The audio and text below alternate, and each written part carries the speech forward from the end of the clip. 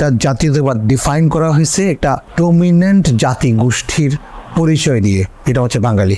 এটা ডিফাইনটা করছে হচ্ছে শেখ মুজিবুর রহমান, এবং এটার নেতৃত্ব দিচ্ছে হচ্ছে বাঙালি জাতীয়তাবাদী বলতে যে ব্রাহ্মণ্যবাদী, হিন্দুত্ববাদী, এদেরকে একই সাথে সাম্প্রদায়িক বলে আমি, যারা আসলে অন্য জাতি গোষ্ঠীর অস্তিত্ব পর্যন্ত স্বীকার করে না। রবীন্দ্রনাথের পুতুল আর কি, এখানে রবীন্দ্রনাথ বেঁচে নেই।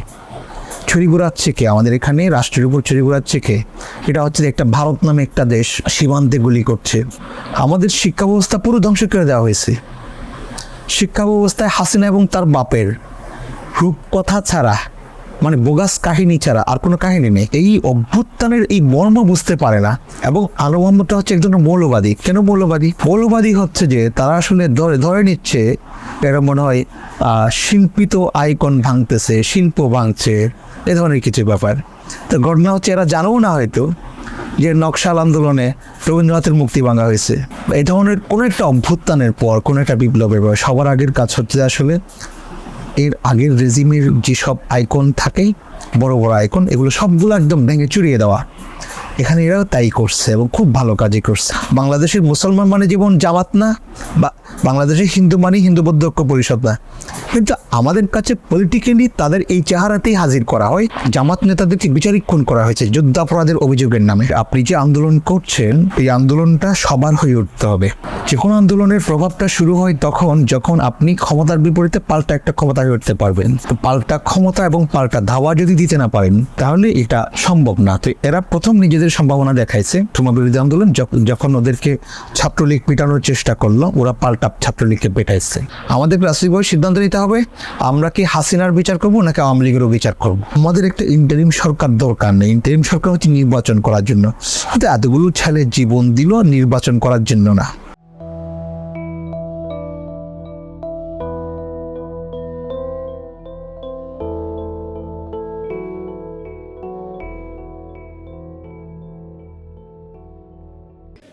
প্রিয় রিফাত হাসান ভাই, আপনাকে আমরা যারা এই সময়ে কিছুটা লেখালেখির সাথে জড়িত, সোশ্যাল মিডিয়ায় এবং বিভিন্ন প্ল্যাটফর্মে যারা দেশ নিয়ে ভাবেন, দেশ নিয়ে লিখেন, পড়েন, তারা আপনাকে লেখক এবং বুদ্ধিজীবী এই পরিচয়ে চিনি আর কি। কিন্তু আমরা জানি যে আপনি একই সাথে কবিতাও লিখেছেন, গল্পও লিখেছেন। সো কবি, গল্পকার, লেখক, বুদ্ধিজীবী, এতগুলো সুন্দর সুন্দর পরিচয়ের মধ্য থেকে আপনার মতে কোন পরিচয়টি আপনাকে বেস্ট রিপ্রেজেন্ট করে? আমি একটা জিনিস মনে করি হচ্ছে পরিচয় ব্যাপারটাতে একটু প্রবলেমেটিক। আপনার একটা ফর্মের ভিতরে আবদ্ধ করে ফেলে। আপনি হয়তো খেয়াল করেছেন আমি আসলে ফর্ম নিয়ে কথা বলি এবং ফর্ম ভাঙার কথা বলি। সেই জায়গা থেকে আপনি আমার আসলে স্পেসিফিক কোনো পরিচয় ঠিক করতে পারবেন না। বরং আমি যেটা করি সেটা হচ্ছে যে আমি মূলত একটা ভ্রমণের ভিতরে থাকি, এই ভ্রমণটাই লিখি, এক ধরনের অটোবায়োগ্রাফি। এটাই আমার কাজ। আমি যখন চিন্তা করি এটাও আসলে অটোবায়োগ্রাফি লিখতেছি, এবং যখন কবিতা লিখি তাও অটোবায়োগ্রাফি লিখতেছি। সবসময় তাই করি আর কি, এটাই কাজ। আপনার এই পরিচয় প্রশ্নের সাথে আমার এই পরিচয় প্রশ্নের খুব বেশি দ্বন্দ্ব বা তফাৎ নেই আর কি। কারণটা হচ্ছে যে আমি যে অটোবায়োগ্রাফি লিখি বলছি বা একটা ভ্রমণের ভিতর আছে বলছি, সেটাই আসলে আমার বুদ্ধিজীবিতা। আমি যখন রাষ্ট্র প্রশ্নে কথা বলছি বা ধর্ম প্রশ্নের কথা বলছি বা আরেকটা বিষয়ে কথা বলার চেষ্টা করছি, এটা মূলতই হচ্ছে যে আমার নিজের সাথে নিজের বোঝাপড়া। তো কখন এই বোঝাপড়াটা তৈরি করতে হয়? যখন আপনি তার মুখোমুখি হন। মুখোমুখি হওয়ার আগ পর্যন্ত কোনো জিনিসকে তো আপনি আসলে মোকাবেলা দাঁড় করাইতে হয় না, তার ব্যাপারে কোনো বাছ বিচার দাঁড় করাইতে হয় না। শুধুমাত্র তখনই আপনার একটা আলাপ তৈরি করতে হয় যখন আসলে আপনি মুখোমুখি বসিবার মতো করে বসতে পারেন। বিগত 15-17 বছর ধরে, অর্থাৎ ফেসিবাদের আমলে আর কি, বিভিন্ন রাজনৈতিক দলগুলো নির্বাচন, গণতন্ত্র, ভোটাধিকার এইসব ইস্যুতে অনেক আন্দোলন করেছে, কিন্তু কেউই সফল হতে পারেনি এই শেখ হাসিনা সরকারকে পতন ঘটানোর জন্যে। তার একটু ব্যতিক্রম জায়গা থেকে আপনাদের মতো শক্তিশালী একটা বুদ্ধিজীবী শ্রেণী আমরা দেখেছি। শ্রেণী বলা ঠিক হবে কিনা জানি না, একটা বুদ্ধিজীবী শক্তি হিসেবে আমি বলবো, যারা একটা বয়ান তৈরি করার চেষ্টা করেছেন যে গণতন্ত্র বা ভোটাধিকার এইসব নির্বাচন এইসব কথা বলে আন্দোলন করে এই ফেসিবাদের পতন ঘটানো সম্ভব না। এদের পতন ঘটানোর জন্য দরকার অভ্যুত্থান, দরকার গণ আন্দোলন, দরকার বিপ্লব। এবং আমরা তাই দেখলাম শেষ পর্যন্ত এই ফেসিবাদের পতন অভ্যুত্থানের মধ্য দিয়েই হলো। একটা সফল অভ্যুত্থান আমরা দেখলাম। এইটাকে আপনি কিভাবে বিশ্লেষণ করবেন? এটা হচ্ছে যে মানে ফেসিস্টের কতগুলো ভ্যালু ব্যবস্থা আছে সমাজে, এগুলোর ব্যাপারে আমাদের একটা লড়াই ছিল। আমরা এগুলো ভাঙার চেষ্টা করেছি এবং ধীরে ধীরে যে কাজটা হয়েছে, একটা সময়ে এসে বাংলাদেশে ফেসিস্ট আইডিওলজিগুলো একটা একটা করে মানে তরুণ সমাজের উপরে যে প্রভাব আগে ছিল সেই জিনিসটা এক ধরনের নাই হয়ে গেছে। এটা নানানভাবে সম্ভব হয়েছে, মানে এটার কিছু স্তর আসলে বাইর থেকে দেখে দেখে আমরা একটু করতে পারি। যেমন একটা সময় পর্যন্ত আমাদের এখানে এই আন্দোলনের একটা বেসিক জিনিস সবসময় মানে শুরু থেকে যেটা বলতাম, আমাদের এখানে আন্দোলন সংগ্রামগুলোর একটা সুন্নাত ছিল আগে থেকে। এটা স্বৈরাচার বিরোধী আন্দোলনের সময় ছিল, যেটা এরশাদ বিরোধী আন্দোলনের সময়। সেটা হচ্ছে যে এখানে যারা আন্দোলন করতেছে তাদের ভিতরে নানান ফ্র্যাকশন ছিল এবং প্রত্যেক ফ্র্যাকশনের একটা মৌলবাদিতা ছিল। তারা হচ্ছে যে আসলে তাদের নিজেদের পছন্দের দলগুলোর বাইরে কারোর সাথে ঐক্য করবে না। এটাকে আমি বলি যে রক্ষণশীলতা। বাংলাদেশে আন্দোলন সংগ্রামগুলোর ক্ষেত্রে প্রথম এই রক্ষণশীলতার বাইরে এসে আন্দোলন সংগ্রাম করতে পারছে হচ্ছে কোটা সংস্কার আন্দোলন 2018। এটা হচ্ছে খুবই বড় একটা ঘটনা বাংলাদেশে, যদিও অনেকেই মনে করে এই আন্দোলনটা হচ্ছে যে পরাজিত হয়েছে, কিন্তু আসলে সেরকম কোনো ঘটনা না। একটা আন্দোলন পরাজিত হওয়া এবং মানে বিজয়ী হওয়া অনেক কিছুর উপর ডিপেন্ড করে না, মানে এই ধরনের ঘটনার উপর ডিপেন্ড করে না।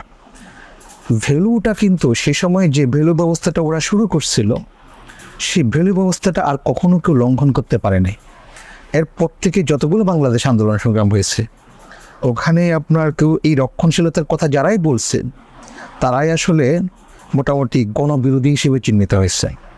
মানে হচ্ছে যে ওই নূর একটা কথা বলছিল সে সময় যে আমাদের সন্তানদেরকে জামাত শিবির বলে গ্রেফতার, গুম, খুন করা হচ্ছে, কারণ হচ্ছে যাতে আমরা আন্দোলন সংগ্রাম করতে না পারি। এই প্রথম বাংলাদেশে আন্দোলন সংগ্রামের ভিতর থেকে এই কথাটা উচ্চারিত হয়েছে এবং এরপরের আন্দোলন সংগ্রাম রক্ষণশীলতা মুক্ত ছিল। এটার ধারাবাহিকতায় আসলে এই আন্দোলনটা আসছে 2000 বৈষম্য বিরোধী আন্দোলন। এইটা তো আসলে শুধুমাত্র রক্ষণশীলতা মুক্ত না, আগের আন্দোলনের যে প্রবলেমটা ছিল সেটা হচ্ছে এরা পাল্টা ধাওয়া হয়ে উঠতে পারে নাই। যে কোনো আন্দোলন সংগ্রামের সফলতার সব দুটা জিনিস গুরুত্বপূর্ণ। একটা জিনিস হচ্ছে যে আপনি যে আন্দোলন করছেন এই আন্দোলনটা সবার হয়ে উঠতে হবে। আন্দোলনটা এমন না যে ধরেন সমাজের একটা ফ্র্যাকশন একটা আন্দোলন করছে। যে কোনো আন্দোলন সংগ্রামের মূল বিষয়টা হয় কি, স্বার্থ, গোষ্ঠী স্বার্থ আন্দোলন থেকে শুরু হয়। ধরেন আপনার গোষ্ঠীর বা রিক্সাওয়ালাদের একটা গ্রুপ আছে, তাদের কোনো একটা সমস্যা নিয়ে তারা একটা আন্দোলন শুরু করলো। প্রাথমিকভাবে আপাতদৃষ্টিতে আন্দোলনটা আপনার মনে হচ্ছে যে এটা তো একটা আসলে গোষ্ঠী স্বার্থের আন্দোলন। তার মানে হচ্ছে যতক্ষণ পর্যন্ত আপনার মনে হবে এই আন্দোলনটা গোষ্ঠী স্বার্থ আন্দোলন, ততক্ষণ পর্যন্ত আসলে এটা বড় রাজনৈতিক আন্দোলন হয়ে উঠতে পারবে না।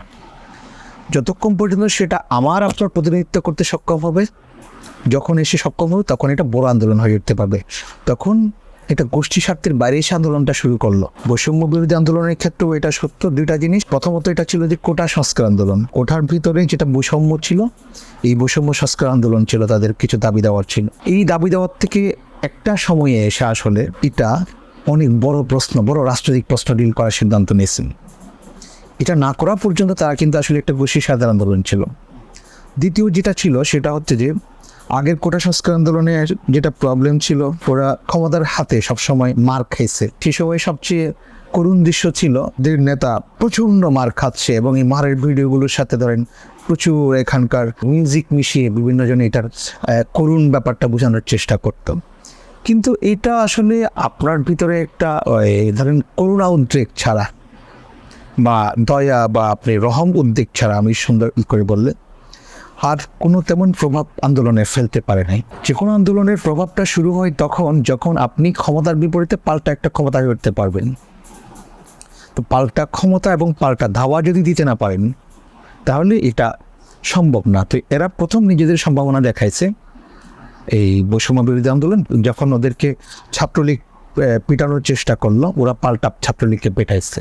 এটা হচ্ছে প্রথম বুঝতে পারলো ক্ষমতা যে এদেরকে আসলে আমরা পিঠে থামাইতে পারবো না। এটা হচ্ছে খুব টার্নিং পয়েন্ট এই আন্দোলনে। এই ফেসিবাদ বিরোধী আন্দোলনে আমরা খুব ইন্টারেস্টিং একটা বিষয় দেখলাম, সেটা হচ্ছে এই আন্দোলন একটা গোষ্ঠী স্বার্থ কিংবা রাজনৈতিক দলের স্বার্থের ঊর্ধ্বে উঠে সর্বসাধারণের প্রতিনিধিত্ব করতে পেরেছে। এই আন্দোলনে আমরা দেখেছি মাদ্রাসার ছাত্র, ইউনিভার্সিটির ছাত্র, বাংলা মিডিয়াম, ইংলিশ মিডিয়াম, রিক্সাওয়ালা, সিএনজিওয়ালা, ইঞ্জিনিয়ার, ডক্টর, সব পেশার সব ধরনের মানুষের প্রতিনিধিত্ব আমরা এই আন্দোলনে দেখেছি। এটাও একটা টার্নিং পয়েন্ট হতে পারে। What do you think? এটা হচ্ছে যে এটা এমন কি শুধুমাত্র ওইটা গোষ্ঠী স্বার্থ থেকে বৃহত্তর স্বার্থের প্রশ্নও না, সবার প্রতিনিধি হয়ে উঠতে পারার ব্যাপার আছে। আপনি ধরেন সবার কথা বলছেন আন্দোলনে, সবার হয়ে কিছু কথাবার্তা বলছেন, শুধু সেটাই না, সবার প্রতিনিধি হয়ে ওঠা। আপনার আন্দোলনে দেখা যেতে হবে যে আমরা যে 3-4 মিলে আপনার আন্দোলনকে দূর থেকে দেখছি, আমরা 4 ধরেন 4 বিশ্বাসের লোক, 4 ধরনের মতবাদে বিশ্বাসী, বা 4 ধরনের ইন্টারেস্টের লোক, 4 ধরনের সম্প্রদায়ের লোক, নানান রকম হতে পারে না। আমাদের পলিটিক্যাল ইন্টারেস্ট তো বিভিন্ন হইতে পারে না। তো বিভিন্ন পলিটিক্যাল ইন্টারেস্ট থেকে দাঁড়িয়ে আমরা একটা আন্দোলন দেখছি, যে আন্দোলনটা হচ্ছে যে লোকগুলা আমাদের প্রতিনিধি হয়ে উঠতে পারতেছে। মানেটা কি?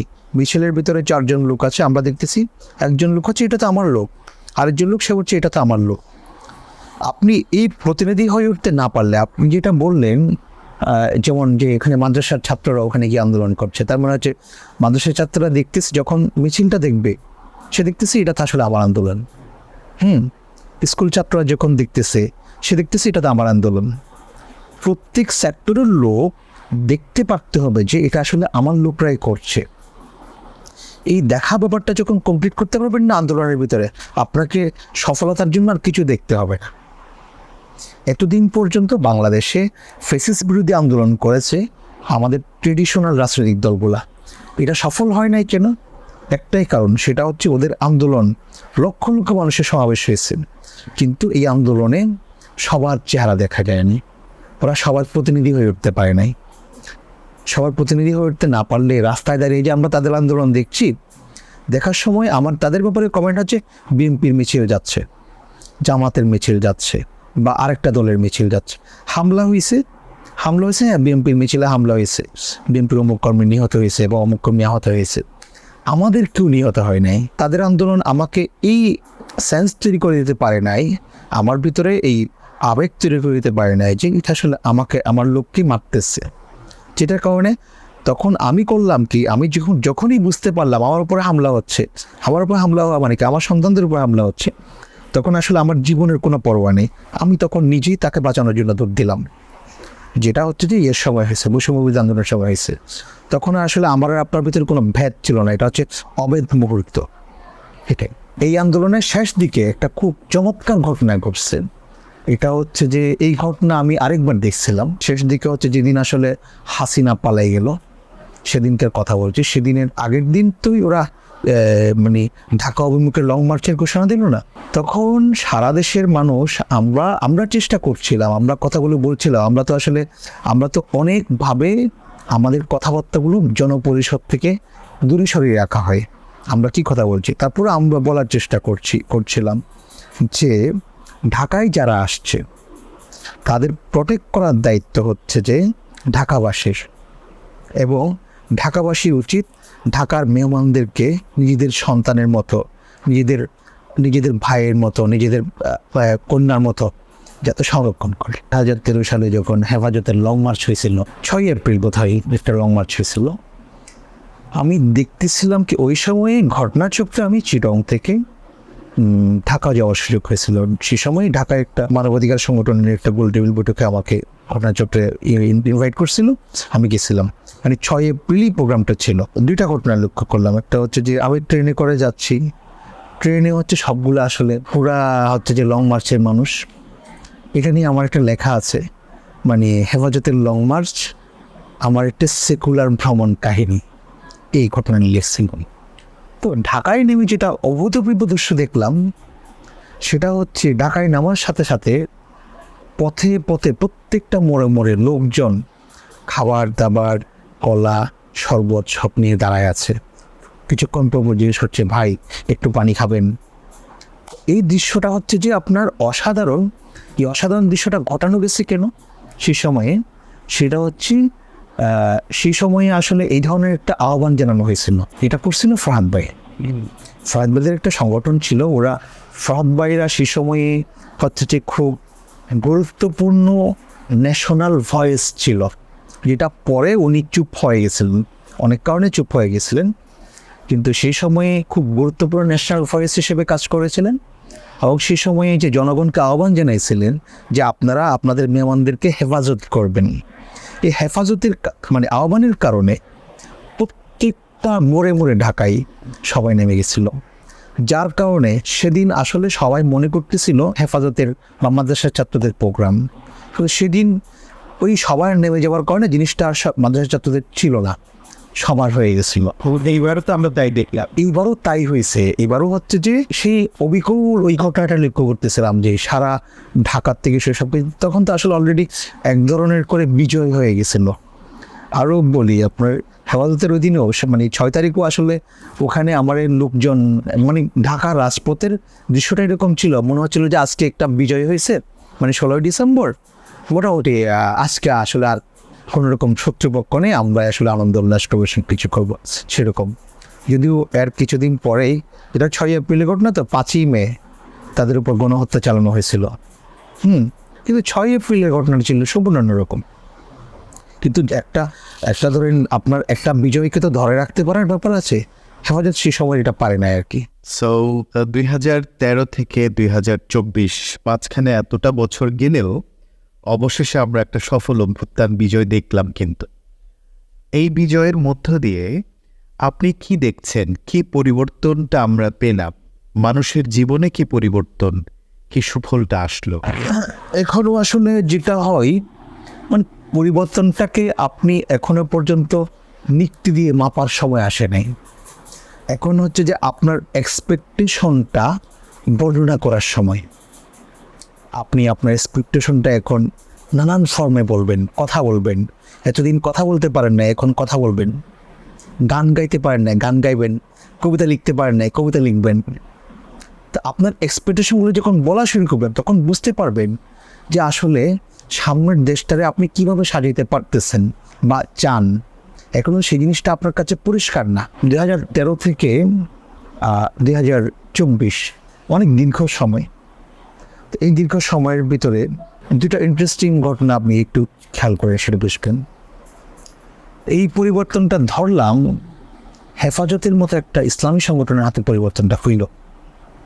এটা কেমন হইতো একটু কল্পনা করেন। তখন এটাকে হয়তো অনেকে তালেবান রাষ্ট্র, জঙ্গি রাষ্ট্র এই রং দেওয়ার চেষ্টা করত, এই চিন্তা থেকে মোকাবেলা করার চেষ্টা করত। আপনি যেটা বললেন তালেবান রাষ্ট্র বা জঙ্গি রাষ্ট্র, আমরা কি মনে করছি সেটা চেয়ে গুরুত্বপূর্ণ হচ্ছে যে আসলে একটা ইসলামী চেহারা আমরা যেটা বলি, আমি এটার যেভাবে পড়ি, একটা আইডিওলজির উত্থান সম্ভাবনা থেকে আমরা এখন যে জায়গায় আসলাম সেটা হচ্ছে যে যেটাকে পোস্ট আইডিওলজি বলে আমরা অনেকে বলি যে পোস্ট আইডিওলজি মানে হচ্ছে এই মুহূর্তে আসলে আমি সবসময় একটা কথা বলার চেষ্টা করি, সেটা আইডিওলজি ইটসেলফ একটা মূর্তি। প্রত্যেকটা আইডিওলজি বলেন বা এই ধরনের সবকিছু আসলে আপনার কাছে একটা মূর্তি হিসেবে হাজির হয় সবসময়। এই যে মূর্তির কথা আপনি বলছেন, আমরা গণঅভ্যুত্থানের পরে দেখলাম যখন শেখ হাসিনা পালিয়ে গেল, তারপরে অনেক জায়গায় যেখানে শেখ মুজিবের ভাস্কর্য আছে তা ভাঙা হয়েছে। এই শেখ মুজিবের ভাস্কর্য ভাঙা, এটাকে কি আপনি সেই ফেসিবাদের আইকন হিসেবে দাঁড়িয়ে যাওয়ার কারণে এই ভাস্কর্য ভাঙা হিসেবে দেখছেন, নাকি ব্যক্তি বা আদর্শগত কিংবা দলীয় ঘৃণা থেকে এই ঘটনাগুলি ঘটিয়েছে মনে করেন? না, মনে হয় না ব্যক্তি ঘৃণা। মানে হাসিনা বা শেখ মুজিবের মূর্তি ভাঙার জন্য কোনো ব্যক্তি ঘৃণা লাগে না। মানে হাসিনা বা শেখ মুজিবের মূর্তি ভাঙার জন্য তারা কত 15-16 বছর ধরে দেশের উপর যে ধরেন ফেসিস্ট শাসন কায়েম করেছিল, তার জন্য তাদের একটা মূর্তি 1000 বার ভাঙা সম্ভব শুধুমাত্র এই জায়গা থেকেই। অর্থাৎ এটাকে মূর্তি ভাঙা হিসেবে দেখার সুযোগ নেই, এটা ছিল ফেসিবাদের আইকন ভাঙা, তাই তো? একদম, মানে হচ্ছে আখনটাকে ভাঙা। একটা জিনিস হচ্ছে যে এগুলো নিয়ে অনেক রকম আলাপ সম্ভব। অভ্যুত্থানের পরবর্তী সময়ে প্রফেসর আনু মোহাম্মদ সে তার একটা ইন্টারভিউ পড়তেছিলাম ইন্ডিয়ার একটা পত্রিকায়। তো ওখানে তার হয়তো প্রশ্ন করা হয়েছিল মনে হয় সেরকম, এখানে তো মানে মূর্তি ভাঙা হচ্ছে, তার মানে এটা কি দেশটাকে আবার তালেবানি রাষ্ট্র হয়ে যাচ্ছে? সে বলতেছিল যে আসলে আমরা কখনোই এই দেশটাকে তালেবানি রাষ্ট্র হইতে দেবো না। এটা হচ্ছে যে আনু মোহাম্মদ বলছেন।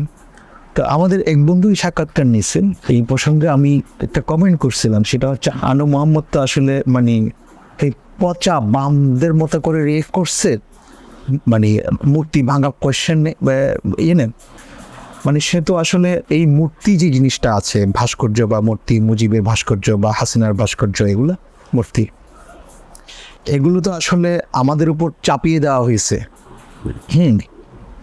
আমাদের কনসেন্ট নেওয়া হয় নাই। রাস্তাঘাটে যে আমরা যত্রতত্র মূর্তি দেখব, তার বাপের এবং তার মূর্তি দেখব, এটা তো আমাদের থেকে কোনো কনসেন্ট নেওয়া হয় নাই। বরং এই মূর্তিটা হচ্ছে যে আসলে আমাদের উপরে হাসিনা এবং মুজিবের শাসন চাপাই দেওয়ার একটা আইকন হিসেবে ছিল। এই জিনিসটা তো সেই জন্য সবার আগে দরকারি হচ্ছে যে এটা ভাঙা। আনু মোহাম্মদরা মানে এই অভ্যুত্থানের এই মর্ম বুঝতে পারে না। এবং আনু মোহাম্মদটা হচ্ছে একজন মৌলবাদী। কেন মৌলবাদী হচ্ছে যে তারা আসলে ধরে নিচ্ছে শিল্পিত আইকন ভাঙতেছে, শিল্প ভাঙছে, এ ধরনের কিছু ব্যাপার। তো ঘটনা হচ্ছে এরা জানেও না হয়তো যে নকশাল আন্দোলনে রবীন্দ্রনাথের মুক্তি ভাঙা হয়েছে।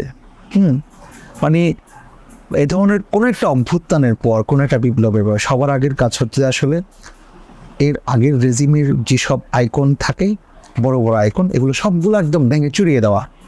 এখানে এরাও তাই করছে এবং খুব ভালো কাজই করছে আমি মনে করি। রবীন্দ্রনাথ ঠাকুরকে তো এই পতিত ফেসিবাদের নেতারা এবং তাদের অনেক দোসররাও আইকন হিসেবে মানত। তাদের সাংস্কৃতিক আদর্শ হিসেবে রবীন্দ্রনাথ ঠাকুরকে তারা সামনে আনত সবসময়। এ বিষয়ে আপনিও বেশ লেখালেখি করেছেন, আরেকটু এ নিয়ে যদি বিশ্লেষণ করতেন। আমার জানা নেই, আপনারা ওই সম্পর্কবন্ধু রাজনীতি নামে আমার একটা বই আছে, এটার ভূমিকাতে আমি একটা আলাপ করেছিলাম। আলাপটা হচ্ছে যে বাংলাদেশ রাষ্ট্রের রবীন্দ্র গমন বলেছিলাম আমি। আমার যেটা বোঝাপড়া, আমি বলি যে 1971 সালে যে বাংলাদেশ রাষ্ট্র করলাম আমরা, এই রাষ্ট্রটা জন্ম মুহূর্তেই রবীন্দ্র গহনের মুখোমুখি হয়েছিল। এটা হচ্ছে আনএক্সপেক্টেড, রবীন্দ্রনাথ আমাদের ভিতরে ঢুকে গেছিল। আমাদের এই রবীন্দ্রনাথ যে আলাপটা, এই আলাপটা আসলে অনেকেই খুব ভুলভাবে একটা রিড করে। সেটা হচ্ছে মনে হয় আমাদের কোনো একটা রবীন্দ্র বিদ্বেষ আছে, রবীন্দ্রনাথকে আমরা পছন্দ করি না, বা হিন্দু রবীন্দ্রনাথকে পছন্দ করি না, আমরা মনে হয় রবীন্দ্রনাথের কবিতা পছন্দ করি না, তার গান পছন্দ করি না, মানে এরকম অনেক ব্যাপার আছে। এইভাবে এক ধরনের রেট হয় জিনিসটার। ঘটনা সেরকম কোনো কিছু না। ঘটনাটা হচ্ছে যে আসলে বাংলাদেশ যখন স্বাধীন হয়েছিল 1971 সালে, সে সময় রবীন্দ্রনাথ তো জীবিত ছিল না। সে তো জানতোই না তার একটা সঙ্গীতকে আমরা আমাদের এখানে ওই যে জাতীয় সঙ্গীত হিসেবে বানাচ্ছি। সে আমার জানি না, সে তার জীবিত অবস্থায় যদি আমরা তার অনুরোধ করতাম তুমি আমার একটা জাতীয় সঙ্গীত দাও, সে দিতে কোনো সন্দেহ আছে? মানে সে জানেই না যে সে আমাদের জন্য একটা জাতীয় সঙ্গীত লিখছে। তার মানে এই জাতীয় সঙ্গীত প্রকল্পটা রবীন্দ্রনাথের না। আমরা যে রবীন্দ্রনাথের কথা বলছি, সেই রবীন্দ্রনাথের না। সেই রবীন্দ্রনাথ হচ্ছে আরেকজন। হ্যাঁ, এটার জন্য রবীন্দ্রনাথের ভিতরকার কিছু প্রেরণা আছে। আমাদের একজন জমিদার রবীন্দ্রনাথ ছিল আমাদের এখানে, সেই জমিদার রবীন্দ্রনাথের হিস্ট্রি আছে, ভাবলাম তার প্রেতাত্মাও হাজির আছে। কিন্তু ঘটনা সেখানে না। ঘটনা হচ্ছে যে এই প্রেতাত্মারে যারা এখানে মূর্তি বানিয়ে, দেবতা বানিয়ে আমাদের এখানে বাংলাদেশ রাষ্ট্রের উপরে একটা পটে ভর্তি রেখে দিল, ফটের উপর রেখে দিল। প্রতিদিন সকালে উঠে জাতীয় সঙ্গীতের মাধ্যমে, রবীন্দ্রসঙ্গীতের মাধ্যমে আমাদেরকে রাষ্ট্র শুরু করতে হয়। এখান থেকে যে রবীন্দ্রগ্রহণ আমাদের শুরু হইল, এটা একই সাথে হচ্ছে যে একটা ভ্যালু ব্যবস্থা আকারে আমাদের এখানে ঢুকে গেছে, যে ভ্যালু ব্যবস্থা আমাদের না। তেমন করে এই ভ্যালু ব্যবস্থা হচ্ছে যে বাংলাদেশ রাষ্ট্রের উপর, আমাদের বাংলাদেশের উপর রাষ্ট্র হিসেবে যেটা ডোমিনেন্ট ইন্ডিয়া, আমাদের পাশের দেশ, সে ডোমিনেন্ট ইন্ডিয়ার ডোমিনেন্সি হিসেবে আমাদের উপরে সবসময় এটা ছড়ি ঘোরায় এই রবীন্দ্রনাথ। মানে রবীন্দ্রনাথের পুতুল আর কি। এখানে তো রবীন্দ্রনাথ বেঁচে নেই। ছড়ি ঘোরাচ্ছে কে আমাদের এখানে? রাষ্ট্রের উপর ছড়ি ঘোরাচ্ছে কে? এটা হচ্ছে একটা ভারত নামে একটা দেশ সীমান্তে গুলি করছে। তারপর হচ্ছে যে কিন্তু আমরা রবীন্দ্রসঙ্গীত গাচ্ছি এখানে বসে বসে। তারপর আমরা শান্তিনিকেতনে যাচ্ছি, আমরা বুঝতেই পারছি না। আমি একটা কথা সবসময় বলি, সেটা হচ্ছে যে সীমান্তে ভারত খুন করে, এটা আমরা কীভাবে রিড করি? এটা আমরা রিড করতে পারি না। আমরা এমনকি রিড করতে পারি না যে আমাদের এখানে একটা রবীন্দ্রনাথ হাজির আছে সেই জন্য। ধরেন এমনকি আমাদের এখানকার যারা হিন্দু জনগোষ্ঠী, তারাও এটা রিড করতে খুব বেশি সক্ষম হয় না। তাদেরকে আমরা ধাক্কা দিয়ে মনে করে দিতে চাইতেছিলাম যে এখানে আসলে শুধু মুসলমান মরে না, আসলে হিন্দুও মরে, তোমরা বাংলাদেশ দেখো। তারপরেও হয়তো দেখার চেষ্টা করে না, বা তাদের আসলে প্রবলেমটা সম্প্রদায়ের না, প্রবলেমটা হচ্ছে সম্প্রদায়ের নেতাদের। আসলে মানে যারা প্রতিনিধি হয়ে আমাদের সামনে হাজির আছে, যেমন আওয়ামী লীগের পাপেট সংগঠন বলি, এটা হচ্ছে যে হিন্দু বৌদ্ধ খ্রিস্টান ঐক্য পরিষদ। এটাই তো সব হিন্দুরা বাংলাদেশের হিন্দু মানে তারাই না। বাংলাদেশের মুসলমান মানে যেমন জামাত না, বা বাংলাদেশের হিন্দু মানে হিন্দু বৌদ্ধ ঐক্য পরিষদ না। কিন্তু আমাদের কাছে পলিটিক্যালি তাদের এই চেহারাতেই হাজির করা হয়, নিজেরাও এখানে এইভাবে হাজির হয়। তাদের অন্য কোনো বৈচিত্র্যময় চেহারা আমাদের সামনে হাজির হওয়ার সুযোগ হয় না। তাদের উচিত তাদের এই বৈচিত্র্যময় চেহারাটা আমাদের সামনে হাজির করা পূর্ণ নেতৃত্বের মাধ্যমে, আরও ডাইনামিক সংগঠন তৈরিগুলোর মাধ্যমে, যেখানে আওয়ামী পাপেটের এই জিনিসটা তার থাকবে না। এবার আমরা একটু সফল অভ্যুত্থানের পরে অন্তর্বর্তীকালীন সরকারের শপথ গ্রহণ প্রসঙ্গে আসি। আমরা দেখলাম প্রফেসর ইউনূস দেশে ফিরল, শপথ গ্রহণ করল সে এবং আরও কয়েকজন উপদেষ্টা, এবং শপথটা গ্রহণ করল পতিত ফেসিবাদের যে প্রেসিডেন্ট তার হাতে, এবং পুরনো স্ক্রিপ্ট পড়ে শপথ গ্রহণ করল। শপথ পাঠের মধ্যে দুটো বিষয় খুব উল্লেখযোগ্য ছিল। এক হচ্ছে তারা বলছে যে আমরা দেশের আইন অনুযায়ী দায়িত্ব গ্রহণ করছি, আবার বলছে আমরা সংবিধানকে রক্ষা করব। কোন সংবিধানকে তারা রক্ষা করবে? কোন আইন অনুযায়ী তারা ক্ষমতা গ্রহণ করেছে? এখানে আইনের প্রশ্নটা কি খুব জরুরি ছিল? এটা একটা অভ্যুত্থানের স্পিরিটের উপর তারা অভ্যুত্থান পরবর্তী সরকার, অভ্যুত্থানের সরকার, কিন্তু সেটা হলো না। হলো পুরনো স্ক্রিপ্টে, হলো পতিত ফেসিবাদের প্রেসিডেন্টের হাতে, বলল আমরা সংবিধান রক্ষা করব। এই সবগুলো বিষয় একটা গোজামিল ঠেকছে না? এই গোজামিলের ব্যাপারটা আপনি কিভাবে দেখছেন? এই গোজামিলটা তো আসলে আমাদের ব্যবস্থার ভিতরে তো ছিলই। এখন সমস্যাটা হয়ে গেছে কি, মানে আমাদের যারা গণ অভ্যুত্থানের নেতৃত্ব দিয়েছে যে ছাত্ররা, তারা হয়তো বা হাসিনা যে 5 তারিখই পালিয়ে যাবে সেটা ভাবতে পারে নাই। তাহলে তাদের আরেকটু প্রস্তুতি থাকতো কীভাবে হাসিনার যেটা ট্রান্সফরমেশন, হাসিনার পরবর্তী রাষ্ট্রের যেটা ট্রান্সফরমেশন, সেটা নিয়ে তাদের আরেকটু প্রি প্ল্যান থাকতো। এরা এই সিদ্ধান্তে আসতে পারে নাই যে আমরা এটা ধরেন রাষ্ট্রের ভিতরে কোন ধরনের পরিবর্তন আসলে করতে যাচ্ছি। কারণ হাসিনা পালাই গেল, ঠিক আছে, কিন্তু হাসিনা তো আসলে আমাদের হাতে পরাজিত হওয়ার কথা ছিল, পালিয়ে যাওয়ার কথা ছিল না। হাসিনা পরাজিত হয়ে আমাদের সামনে মাথা নত করার কথা ছিল। এই ঘটনা তো ঘটতে পারলো না হচ্ছে কি, কারণ আমাদের এখানে যারা হাসিনাকে যারা পালিয়ে যেতে সহযোগিতা করেছে, এখানে তাদের কনস্পিরেসি আছে। তারা তো আত্মীয় মানুষ, তাদের ব্যাপারে অনেক কথা আছে। যার কথা বললেন প্রেসিডেন্ট, সে তো হাসিনার অ্যাপয়েন্টেড প্রেসিডেন্ট। বাংলাদেশের বিদ্যমান সংবিধান অনুযায়ী সে হচ্ছে যে এখনও সার্বভৌম ক্ষমতা তার পক্ষ থেকেই অ্যাপ্লাই হয়, প্রেসিডেন্টের নামেই অ্যাপ্লাই হয়। মানে সার্বভৌম ক্ষমতার মালিক বলা যায় না, মানে তার কাছ থেকে আসলে সার্বভৌম ক্ষমতাটা অ্যাপ্লাই হয়। সেই জনগণের পক্ষ থেকে সেই হচ্ছে যে প্রতিনিধি সার্বভৌম ক্ষমতা। সবার আগে যে কাজটা করতে হবে, যে কাজটা হয়ে ওঠে নাই তাড়াহুড়োর কারণে, সবার আগে যে কাজটা করতে হবে সেটা হচ্ছে বিদ্যমান সংবিধানটাকে আসলে প্রথমত বাতিল করার ঘোষণা দিয়ে ফেলতে হবে। না, এটা যদি বাতিল করার ঘোষণা না দিতে পারেন, আপনার কোনো সংস্কারের কাজে আসবে না। বাতিল করার ঘোষণা দেওয়ার সাথে সাথে আমাদের এখানকার বিদ্যমান সংবিধানের অধীনে যেসব সার্বভৌম অথরিটি আছে সবগুলো ইনভ্যালিড হয়ে যাবে। প্রেসিডেন্ট ইনভ্যালিড হয়ে যাবে, তার ক্ষমতা ইনভ্যালিড হয়ে যাবে। হ্যাঁ, তার উপস্থিতিতে যার আসার কথা সেও ইনভ্যালিড হয়ে যাবে। মূলত হচ্ছে যে তখন ভ্যালিড হবে একটাই, সেটা হচ্ছে জনগণের ক্ষমতা। তো জনগণের ক্ষমতা ঘোষণা করতে হবে। এখনো পর্যন্ত বর্তমানে যে সরকারটা আসছে, সেই সরকারটা জনগণের ক্ষমতা ঘোষণা করতে পারেনি। প্রথমত এই সরকারকে সবার আগে যেটা করতে হবে, অভ্যুত্থানের সরকার রূপান্তরিত ঘোষণা দিতে হবে। আমাদের একটা ইন্টারিম সরকার দরকার নেই। ইন্টারিম সরকার হচ্ছে নির্বাচন করার জন্য, কিন্তু এতগুলো ছেলে জীবন দিল নির্বাচন করার জন্য না। আমরা যেই কাজটা করতে হবে সেটা হচ্ছে সবার আগে এটা যে একটা জনগণের ক্ষমতা তৈরি হয়েছে, সেই ক্ষমতার জায়গা থেকে একটা অভ্যুত্থানের সরকার গঠনের ঘোষণা দিতে হবে। এটা অনেকভাবে হইতে পারে। একভাবে হচ্ছে বর্তমানে যারা উপদেষ্টা পরিষদে আছে তাদেরকেই অভ্যুত্থানের সরকারের প্রতিনিধি হিসেবে ঘোষণা করা যায়, অথবা তাদেরকে পুরোপুরি পাল্টে নতুন একটা পরিষদ করতে হবে, মানে যেটা অভ্যুত্থানের সরকার হবে, যেটা কোনো উপদেষ্টা পরিষদ না। হ্যাঁ, দ্বিতীয় কথা হচ্ছে অভ্যুত্থানের সরকার যে করার জন্য ঘোষণা করার জন্য আরও কিছু কাজ করতে হবে। আপনি যে ঘোষণাটা দেবেন তার আগে যেটা করতে হবে সেটা হচ্ছে যে আসলে আপনার যে একটা অভ্যুত্থান হইল, অভ্যুত্থানের একটা বিপ্লবী দলিল তৈরি করতে হবে। বিপ্লবী দলিলটার মাধ্যমে আসলে সব কিছু হইতে হবে। মানে আমরা দীর্ঘদিন ধরে ফ্যাসিবাদের বিরুদ্ধে আন্দোলন করলাম, তারপর 2024 সালের কত তারিখ থেকে 2024 সালের জুলাই আমরা একটা ছাত্ররা বৈষম্য বিরোধী আন্দোলন শুরু করলো। এই আন্দোলনের ফসল হিসেবে হাসিনার পতন হলো। হাসিনার পতন হওয়ার পরে আমরা নিজেরা ক্ষমতা গ্রহণ করলাম।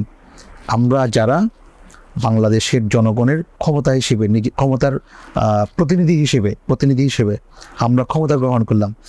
আমরা হচ্ছে যে ছাত্র নেতৃত্ব, আমরা হচ্ছে যারা এতদিন পর্যন্ত ফ্যাসিবাদের বিরুদ্ধে আন্দোলনের নেতৃত্ব দিয়েছে যেসব রাজনৈতিক দলগুলো, তাদের প্রতিনিধি। আমরা আরও অনেকেই হতে পারে, মানে আরও অনেক কি করা হইতে পারে। মূল কথা হচ্ছে যে আমি আপনার শুরুতে যেটা বলতেছিলাম, আপনাকে দেখা যেতে হবে যে এটার ভিতরে আপনি আছেন। এই সরকারের ভিতর কিন্তু দেখা যাচ্ছে না এই সরকারের ভিতরে আপনি আছেন। এখানে মনে হচ্ছে যে শুধুমাত্র এটুকুই মনে হচ্ছে, নেপথ্যে যারা ছাত্র আন্দোলন করেছে তারা নেপথ্যে আছে এবং সামনে আছে হচ্ছে কতগুলো উপদেষ্টা পরিষদ। এখানে আর কেউ আছে সেটা দেখা যাচ্ছে না। তো এটা দেখা যেতে হবে। সেটা দেখা যাওয়ার জন্য এবং সবার মানে প্রতিনিধিত্ব অ্যাসিওর করার জন্য প্রত্যেকটা রাজনৈতিক দলের প্রতিনিধি নিয়ে এটা বডি করতে হবে। বডিটার নাম হচ্ছে যে, এটা আসলে দুনিয়াতে এই ধরনের প্র্যাকটিস আছে অলরেডি। যেমন ইরানে দেখবেন যে একটা গার্ডিয়ান কাউন্সিল আছে, ওরা এই মানে সরকার থেকে সব কিছু সিদ্ধান্ত তারা আসলে নিয়ন্ত্রণ করে, তাদের পরামর্শে হয়। আমি ওইটার দিকে যাচ্ছি না, আমি জাস্ট নজিরটা বোঝানোর চেষ্টা করছি। এই জিনিসটার নজির আছে বাংলাদেশে, একটা এই ধরনের অভিভাবক কাউন্সিল করতে হবে। এই অভিভাবক কাউন্সিলেরই আসলে পরামর্শে সরকার চলবে। সেই সময়ে যে এখন যারা উপদেষ্টা আছে সেই সময় তারা হবে যে নির্বাহী। মূলত একটা গণতান্ত্রিক রাষ্ট্রে যেরকম সংসদের নির্দেশনায় মন্ত্রী পরিষদ চলে, এখানে এই সংসদ হচ্ছে যে অভিভাবক কাউন্সিলটা। অভিভাবক কাউন্সিলের মাধ্যমে অভিভাবক কাউন্সিলের নির্দেশনাতেই উপদেষ্টা পরিষদ না, তখন হচ্ছে যে আরেকটা নাম হবে, এরা চলবে। তাই তারপর তাদের নেতৃত্বে, তাদের পরামর্শেই তাদের মেয়াদ ঠিক হবে, তারা কতদিন এখানে থাকবে, তাদের কর্তব্য ঠিক হবে, তাদের নেতৃত্বে তারা কীভাবে সংবিধান পরিবর্তন করতে চায় তাও তাদের নেতৃত্বে ঠিক হবে। তখন আর এই প্রবলেম আসবে না যে বিএনপি তো চাচ্ছে না, অমুক দল তো চাচ্ছে না, আমরা কীভাবে আমরা কীভাবে সংবিধান পরিবর্তন করি, তখন আর এগুলো আসবে না। তখন তো সবাই মিলে চাচ্ছে, যা করার সবাই মিলে করছে। অর্থাৎ রাষ্ট্রের মালিক হচ্ছে এই দেশের সমস্ত জনগণ, এবং জনগণের সম্পৃক্ততায়, জনগণের মতের ভিত্তিতে, আন্দোলনের ভিত্তিতে যে অভ্যুত্থান হলো, সে অভ্যুত্থান পরবর্তী সরকারের যারা দায়িত্ব নিল তারা জনগণের মত এবং চিন্তার প্রতিনিধিত্ব করেই জনগণের পক্ষ থেকে দায়িত্বটা পালন করবেন। এই তো মূল কথা। এখন আসুন, আমরা যে জনগণ, রাষ্ট্রের মালিক, তারা এই কথাগুলো বলছি, তার সাথে একটা বিষয় খুব কনফ্লিক্টিং লাগে আমার কাছে। এটা খুবই ছোট মনে হতে পারে, but at the same time খুব গুরুত্বপূর্ণ। সেটা হচ্ছে বাংলাদেশের যে সাংবিধানিক নাম, গণপ্রজাতন্ত্রী বাংলাদেশ। প্রজাতন্ত্রী বলতে কি বোঝানো হচ্ছে? কে আমরা? কি প্রজা? আমরা যদি প্রজা হই তাহলে তো এখানে একটা রাজার প্রশ্ন চলে আসে। তাহলে রাজাটা কে?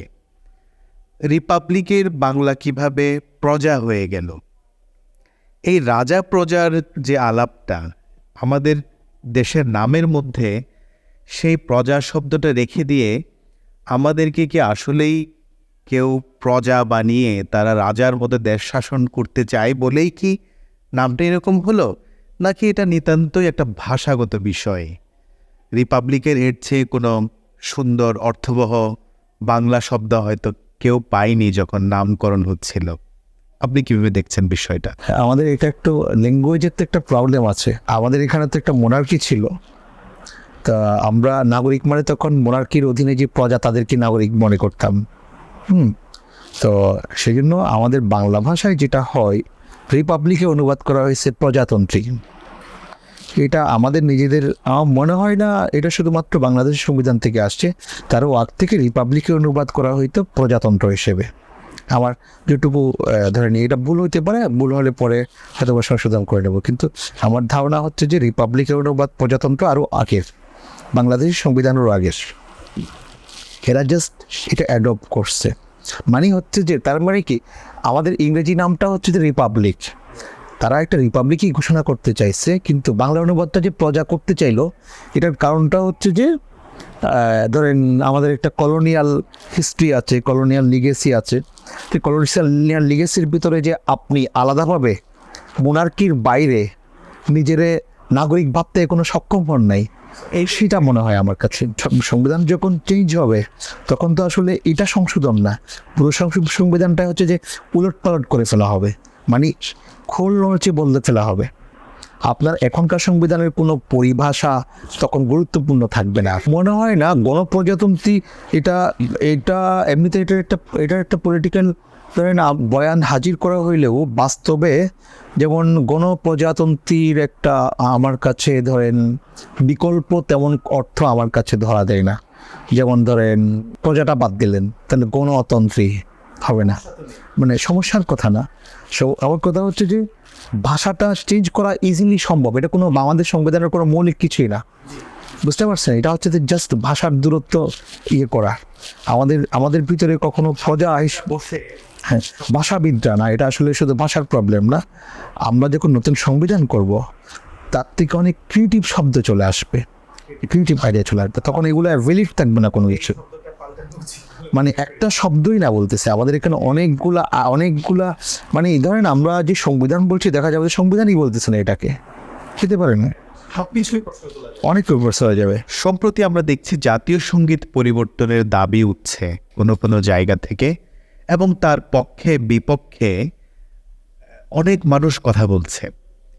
এই বিষয়ে আপনার অবজারভেশন কি? আপনার চিন্তাটাও শুনতে চাই সাথে। জাতীয় সঙ্গীত নিয়ে যে প্রবলেমটা আসলো, এটা অন্য ঘটনা।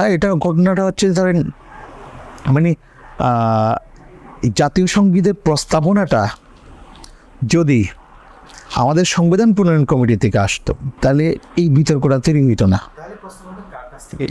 হ্যাঁ, না, সেটার কথা বলছি না, বলছি যে বর্তমান সময়ে পরিবর্তনের যেটা তর্ক হঠাৎ করে শুরু হলো, এটা তো একটা অবস্তুত তর্ক সামনে আনাটা আসলে তাদের উচিত হয় নাই। যারা সামনে এনেছে তাদের আসলে উচিত হয় নাই, তারা আসলে মানে এটা হচ্ছে যে মানে এক ধরনের ক্লিকবেট সাংবাদিকতার মতো কাজ করছে, হাইলাইট করার চেষ্টা করছে। ধরেন যে ভদ্রলোক গোলাম আজম সাহেবের পুত্র, সে হচ্ছে আয়নাগর থেকে বাংলাদেশে আয়নাগর থেকে আসছে। তো আয়নাগর থেকে আসার পর আমাদের সবার আগ্রহ ছিল আয়নাগরের মতো এত একটা কঠিন জায়গা থেকে সে অবশেষে যে তাকে মুক্ত হইল, তার কাছ থেকে আয়নাগরের ঘটনা আমরা শুনবো, আলাপ শুনবো। সবগুলো মিডিয়ার তখন কাজ ছিল আয়নাগর সম্পর্কে রিপোর্ট করা। তো হঠাৎ করে দেখা যাচ্ছে সে আয়নাগর বাদ দিয়ে বুদ্ধিভিত্তিক আলাপ শুরু করলো, এটা চেঞ্জ করতে হবে, এটা চেঞ্জ করতে হবে। এই বুদ্ধিভিত্তিক আলাপগুলা সব মুহূর্তে সবার থেকে অথবা নিতে প্রস্তুত না, মানসিকভাবে অনেক কারণে প্রস্তুত না, এবং সেই প্রস্তুত যে আমরা না, সেটা তাদেরকে নিজার করতে পারতো। তার পলিটিক্যাল অর্গানাইজেশন তো একটা রাজনৈতিক দল, সে তো আসলে বুঝতে হবে যে আমরা একটা জনগোষ্ঠীর জন্য কাজ করছি, সেই জনগোষ্ঠীর সাথে কীভাবে কথা বলবো। আমরা তো রবীন্দ্রনাথ সঙ্গীতটা চেঞ্জ করতে চাচ্ছি না, কী কারণে চেঞ্জ করতে চাচ্ছি, এটা যে আমাদের জাতীয় সঙ্গীত হইল, এটা নিয়ে তো অনেক আলাপ আছে। আমাদের আলাপের যে লিগেসিগুলো আছে, অনেকদিন ধরে যে আমরা কথাবার্তা বলছি এই জিনিসটা, মানে অনেকদিন ধরে যে আলাপগুলো করছি, এই আলাপগুলোর ভিতরে আসলে ধরেন কোনোভাবেই ধরেন রবীন্দ্রনাথ যে একজন হিন্দু, রবীন্দ্রনাথ যে এরকম এরকম কোনো কোয়েশ্চেন না। প্রথম কথা হচ্ছে রবীন্দ্রনাথ যে আমাদের এখানে ঢুকলো সেটাই প্রবলেমেটিক ছিল আলাদাভাবে। রবীন্দ্রনাথ তো আসারই কথা ছিল না আমাদের এখানে। রবীন্দ্রনাথের একটা সঙ্গীত হঠাৎ করে আসাই কথা ছিল না। এটা যে আসছে এটাকে ধরেন একটা বয়ান খাড়া করা হয়েছিল যে এরকম পাকিস্তান রাষ্ট্রের রেডিও টিভিতে, তখন টিভি ছিল তো না, রেডিওতে মনে হয়, মানে রবীন্দ্রনাথকে নিষিদ্ধ করা হয়েছিল। হ্যাঁ, তো তখনকার জন্য রবীন্দ্রনাথ হচ্ছে অনেক বড় একটা ঘটনা ছিল, অনেক বড় কবি ছিলেন সেই সময়ে। তারপর নোবেল পুরস্কার, যে জিনিসটা এখন বাংলাদেশে আমাদের চিরম নোবেল পুরস্কার একটা আছে, সে সময় ছিল হচ্ছে যে এটা একটা বড় ঘটনা। তখন এই লোকের বিরুদ্ধে যখন পাকিস্তান সরকার স্টেপ নিল, আমাদের এখানে যারা ধরেন বাঙালি বুদ্ধিজীবী তারপর এই পরিমণ্ডলে একটা ক্ষোভ তৈরি হইল। তো ফরহাদ ভাই এটার ব্যাপারে বলার চেষ্টা করতেছে যে বাংলাদেশে যে আমরা যে একটা মুক্তিযুদ্ধ করলাম এটার একটা গন্তব্য ছিল রবীন্দ্রনাথকে রাজনৈতিকভাবে অর্জন করা। আইয়ুব খানরা যে এখান থেকে মুছে দিতে চাইছে রবীন্দ্রনাথকে, সেই মুছে দিতে চাওয়া রবীন্দ্রনাথকে পুনর্বার আবার রাজনৈতিকভাবে অর্জন করলাম একটা রাষ্ট্র তৈরি করে নিয়ে। আর অনেক অবজেক্টিভ আলাপ সম্ভব এটা নিয়ে, কিন্তু আমার কথা ছিল হচ্ছে যে মানে একটা রাষ্ট্র আর তার আপনি জাতীয় সঙ্গীত বানাচ্ছেন, বাংলাদেশে যারা মুক্তিযুদ্ধ করছে তাদের বেশিরভাগই হচ্ছে যে আসলে চাষাবুসারা। এলিট শ্রেণী কিন্তু কলকাতায় গিয়ে বসেছিল, যারা জাতীয় সঙ্গীত চাপাই দিচ্ছে আমাদের উপর তারা কলকাতায় গিয়ে বসেছিল। তারপর হচ্ছে ওই চাষাবুসা মুক্তিযোদ্ধারা কি রবীন্দ্রনাথের নাম পর্যন্ত জানতো কিনা সন্দেহ আছেন। মুক্তিযুদ্ধকালীন সময়ে আমাদের স্বাধীন বাংলা বেতার কেন্দ্রে দারুণ দারুণ অনেকগুলো গান ছিল, যেগুলো শুনে শুনে যোদ্ধারা অনুপ্রাণিত হতো। সেই সকল গান বাদ পড়ে কিভাবে আমার সোনার বাংলা জাতীয় সঙ্গীত হয়ে উঠল, সে প্রশ্ন তো থেকেই যায়। আমার কথা হচ্ছে যে মুক্তিযুদ্ধের ভিতর থেকে একটা জাতীয় সঙ্গীত হওয়ার কথা ছিল, কিন্তু এটা হইতে পারলো না। এটা হইতে পারলো না কারণটা হচ্ছে যে তারা মনে করছে যে পাকিস্তান রাষ্ট্র ধরেন যে অপরাধ করছে, পাপ করছে, রবীন্দ্রনাথকে মুছে দেওয়ার চেষ্টা করে, সেই পাপ মোচনের দায়িত্ব আমাদের। আমরা তো সেই পাপ মোচনের দায়িত্ব কেন নেব? মানে আইয়ুব খানের ধর্মান্ধতার দায়িত্ব বা মানে রবীন্দ্র বিদ্বেষের দায় বাংলাদেশের মানে স্বাধীনতা সংগ্রামী চাষাভুষা কৃষকরা কেন নেবে? আমাদের রাষ্ট্র এটা কেন নেবে? আপনার কাছে এমনও মনে হয় কিনা যে বাংলাদেশের ইতিহাস, মুক্তিযুদ্ধের কনটেক্সট এবং এর পরবর্তী সময়ের যে রাজনীতি, এইগুলো বাংলাদেশের মানুষের কাছে টু সাম এক্সটেন্ট মিসরিপ্রেজেন্ট হয়েছে, ভুলভাবে উপস্থাপিত হয়েছে? মানুষের কাছে উপস্থাপিত হওয়ার ব্যাপারটা কেমন? আপনার কাছে যখন কোনো একটা ন্যারেটিভ উপস্থাপিত হয়, মানেটা হচ্ছে এটা আসলে একটা ক্ষমতার মাধ্যমে হয়। হ্যাঁ, তো আমাদের এখানে দীর্ঘদিন ধরে ডমিনেন্ট ক্ষমতা কারা? এই ক্ষমতা আমরা ধরেন হাসিনারে আমরা পতন ঘটাইলাম, এটা একটা ক্ষমতা ছিল। এই ক্ষমতার বাইরে আমাদের এখানে আসলে বাকি প্রত্যেকটা সেক্টরে হাসিনার প্রেতাত্মা বসে আছেন, যারা এতদিন পর্যন্ত মুক্তিযুদ্ধের হাসিনার ইতিহাসই আমাদেরকে পড়াইছে। হাসিনার ইতিহাস, হাসিনার বাপের ইতিহাস, এমনকি হাসিনার বাপের কল্পিত ইতিহাস পড়াইছে, হাসিনার কল্পিত ইতিহাস পড়াইছে। তো এগুলো ভাঙা অনেক আসলে লম্বা সময়ের কাজ। আমাদের এখানে ধরেন স্কুলের বইগুলোতে শেখ হাসিনার বাংলাদেশ স্লোগান দিয়ে প্রিন্ট করাইছে হচ্ছে ওই নুরুল ইসলাম নাহিদ নামে এক মানে কমিউনিস্ট আওয়ামী লীগ নেতা, মানে সে হচ্ছে তাকে মন্ত্রী করা হয়েছে কমিউনিস্টদেরকে ইয়ে করার জন্য এবং এই প্রজেক্টগুলো বাস্তবায়ন করার জন্য। এবং সে গিয়ে বাংলাদেশে কখনো যে সাহস কখনো কেউ করতে পারতো না, সেই কাজটা করছে। শিক্ষা ব্যবস্থার ভিতরে শেখ হাসিনার বাংলাদেশ সব স্লোগানটা পর্যন্ত ঢোকাই দিছে সে। মানে হচ্ছে যে ক্ষমতার চরিত্র যখন চেঞ্জ হতে থাকবে না একটা একটা, এগুলো আস্তে আস্তে চেঞ্জ হতে থাকবে, অর্গানিকভাবে চেঞ্জ হতে হবে। হ্যাঁ, প্রজেক্ট লাগবে কীরকম? আমাদের শিক্ষা ব্যবস্থা পুরো ধ্বংস করে দেওয়া হয়েছে। শিক্ষা ব্যবস্থায় হাসিনা এবং তার বাপের রূপকথা ছাড়া, মানে বোগাস কাহিনী ছাড়া আর কোনো কাহিনী নেই। এগুলো সব তো আসলে একদম মুছে, মানে একদম ভেঙে চুরে শেষ করে দিতে হবে। এগুলো আসলে কোনো ইশারাও রাখা যাবে না। সঠিক ইতিহাস বলতে কি, সঠিক ইতিহাস আমেরিকান নেতারাও লিখছে, বয়ান আলাদা হইতে পারে, ইতিহাস তো অনেকেই লিখছে। আপনি একই খন্দকার পর্যন্ত লিখছে হচ্ছে জিয়াউর রহমান স্বাধীনতার ঘোষণা দিচ্ছিল, সে তো আওয়ামী লীগ নেতা, তার বইটা প্রত্যাহার করতে বাধ্য হয়েছিল পরে আবার। মানেটা কি? আপনি তাদের এই রেফারেন্সগুলো ইউজ করেন, এই আলাপগুলো করতে পারেন। তো একটা বিষয় লক্ষণীয় যে বাংলাদেশের অধিকাংশ মানুষ ভারতকে পছন্দ করছে না, এবং ভারতের বিভিন্ন ইস্যুতে ভারতের ব্যাপারে তারা ভেরি ক্রিটিক্যাল। এই ভারতের ব্যাপারে ক্রিটিক্যাল অবস্থানটাকে অনেকে ভারত বিদ্বেষ হিসেবে দেখছেন, এবং যেহেতু ভারত একটা হিন্দু ডমিনেন্ট কান্ট্রি, সেহেতু এটাকে আকবারই অনেকে আবার হিন্দু বিদ্বেষও বলছে।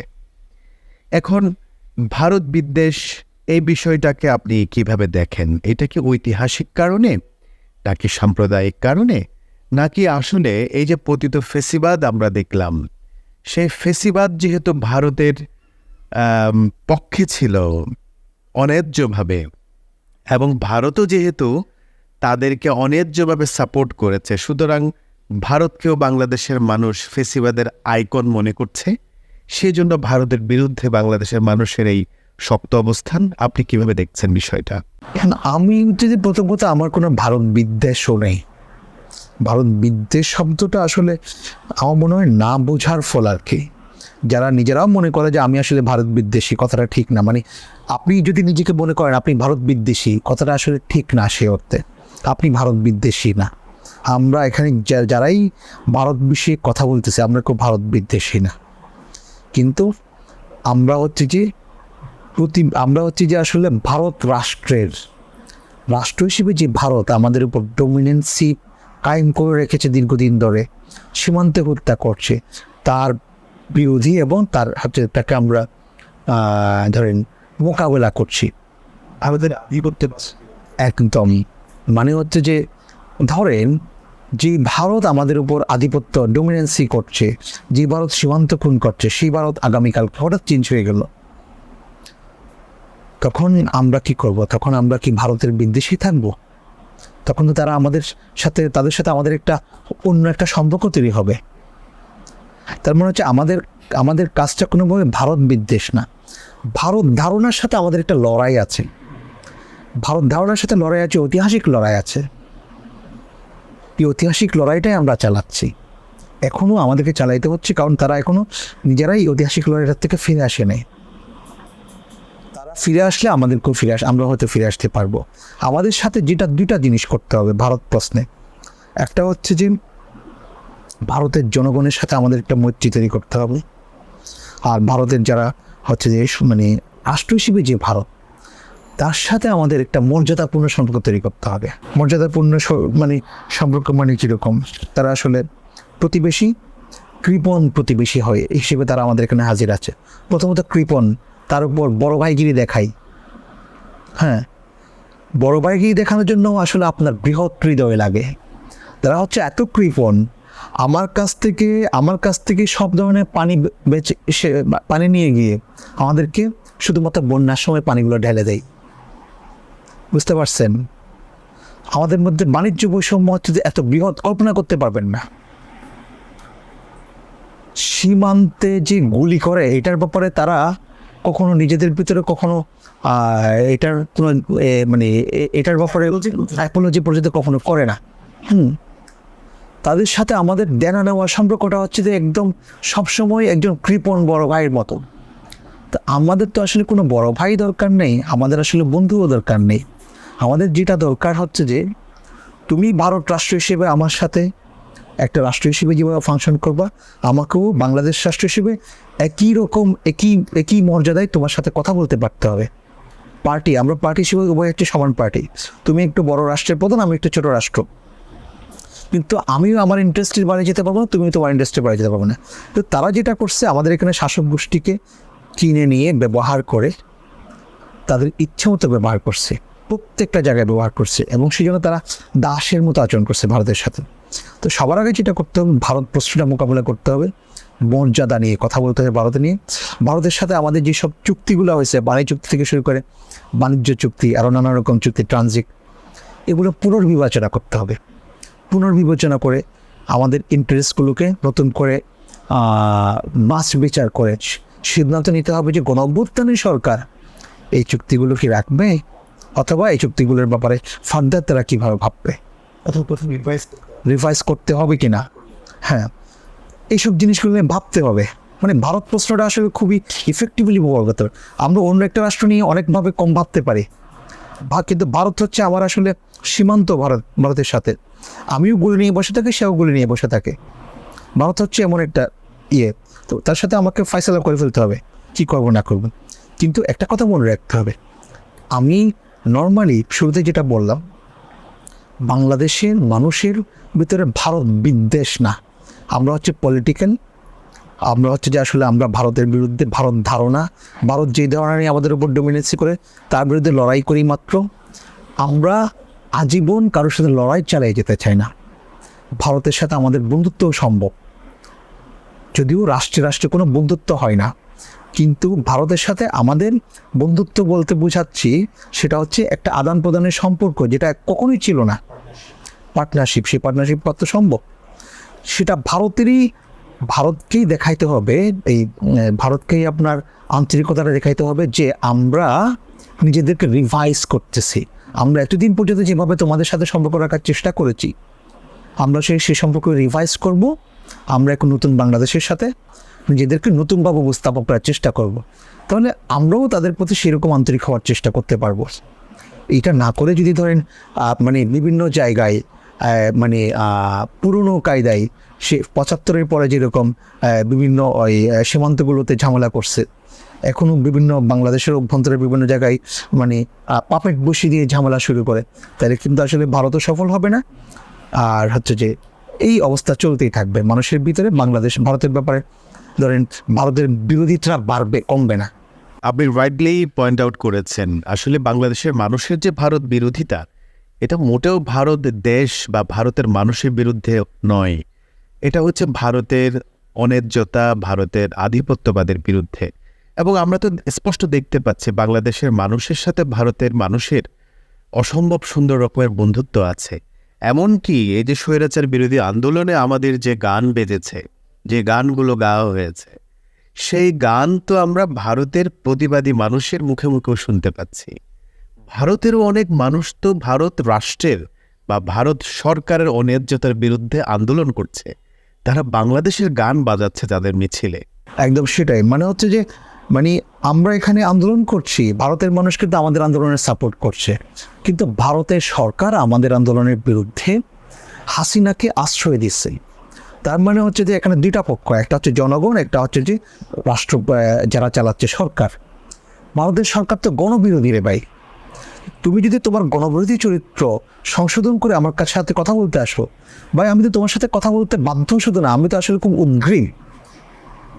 তোমার সাথে আমার অনেক কিছু নিয়েই কথা বলতে হবে, কারণ কেউ একা বাঁচতে পারে না। আমরা সীমান্ত যেহেতু আছে, আমাকেও ভারতের হেল্প লাগবে আমার, এবং ভারতেরও আমার হেল্প লাগবে। আমাদেরকে ভারতকে এবং বাংলাদেশকে, আমি দুটোই ক্লিয়ার করি, ভারতকে ক্লিয়ার করতে হবে যে তারা সীমান্ত খুন করবে না, ভারতকে ক্লিয়ার করতে হবে যে তারা বাংলাদেশের সীমান্তগুলোতে এবং যেসব বিচ্ছিন্নতাবাদী আন্দোলন আছে সেগুলোকে কোনো রকম হেল্প করবে না, পার্বত্য চট্টগ্রামে কোনো ইন্টারফেয়ার করবে না। ভারতকে এগুলো স্পষ্ট করতে হবে।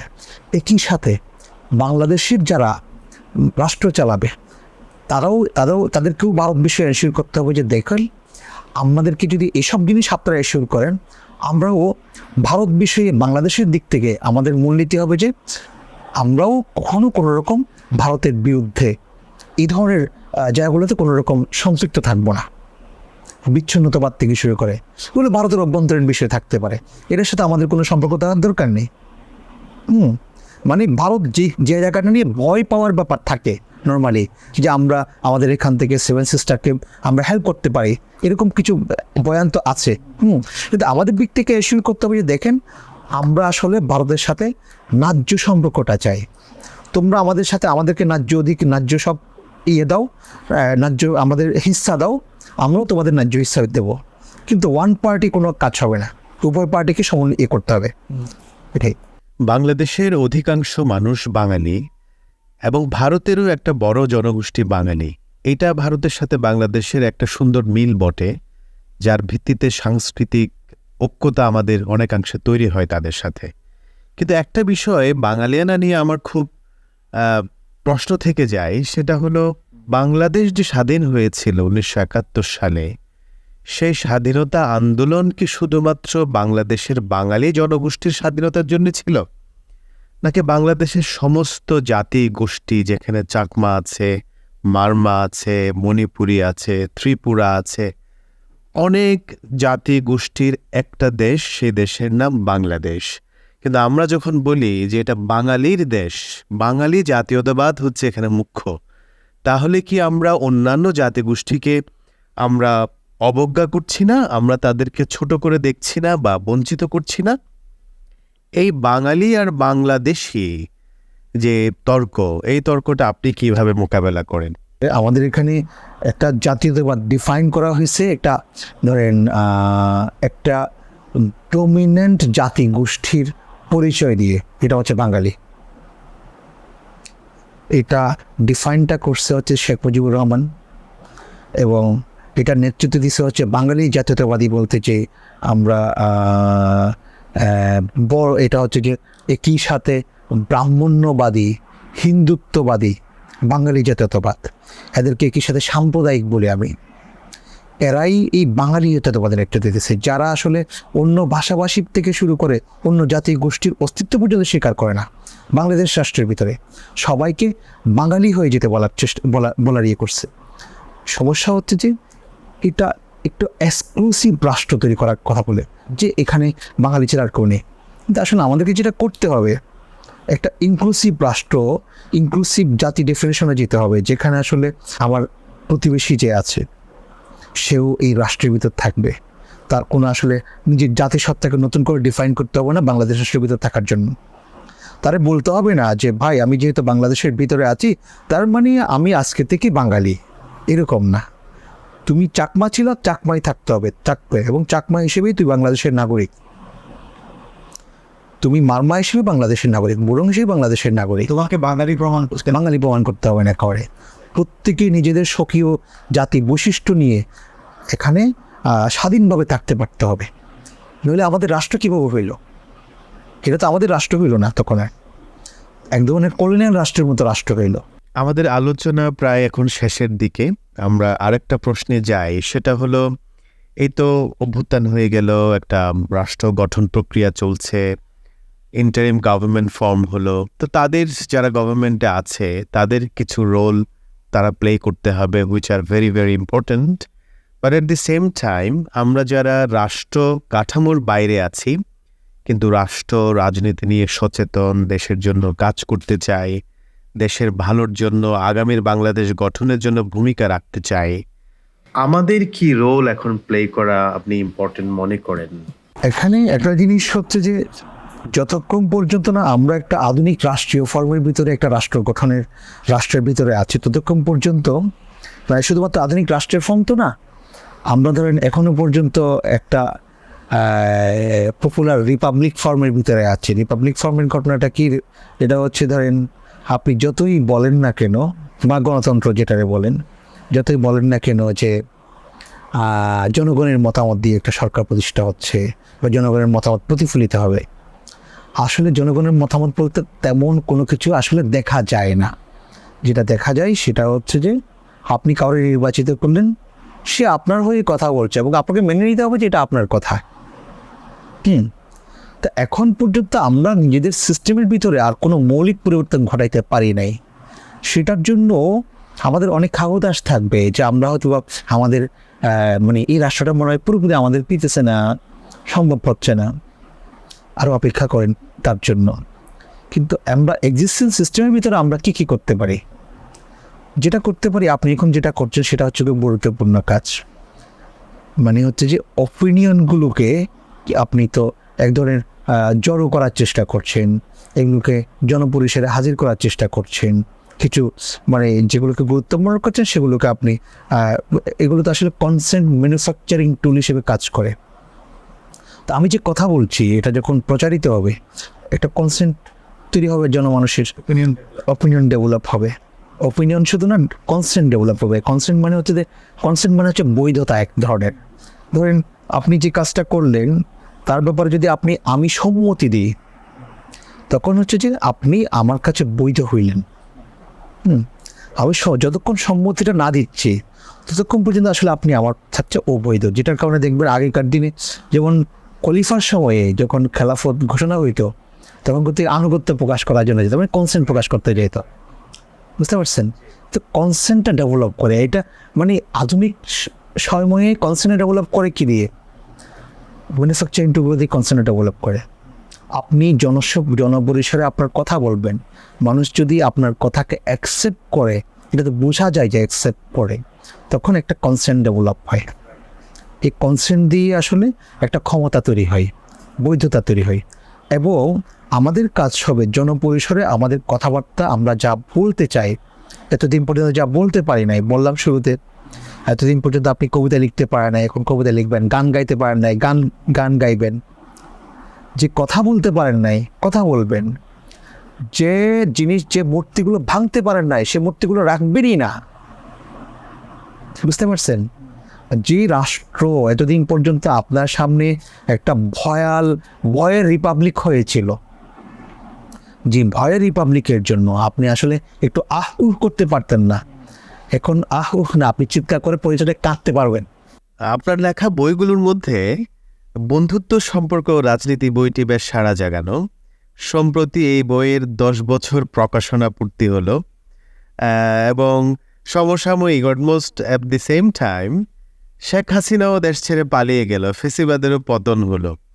তো এর মধ্যে আপনি কোনো সম্পর্ক খুঁজে পান কিনা, বা এ নিয়ে আপনার কোনো চিন্তা থাকলে বিশেষ করে আমরা শুনতে চাই আর না, এই বিষয়টা হচ্ছে যে আসলে এক ধরনের, এটা তো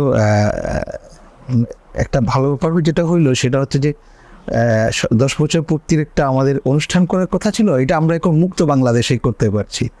আমরা স্বাধীনতার আগে যদি করতাম তাহলে হইতো।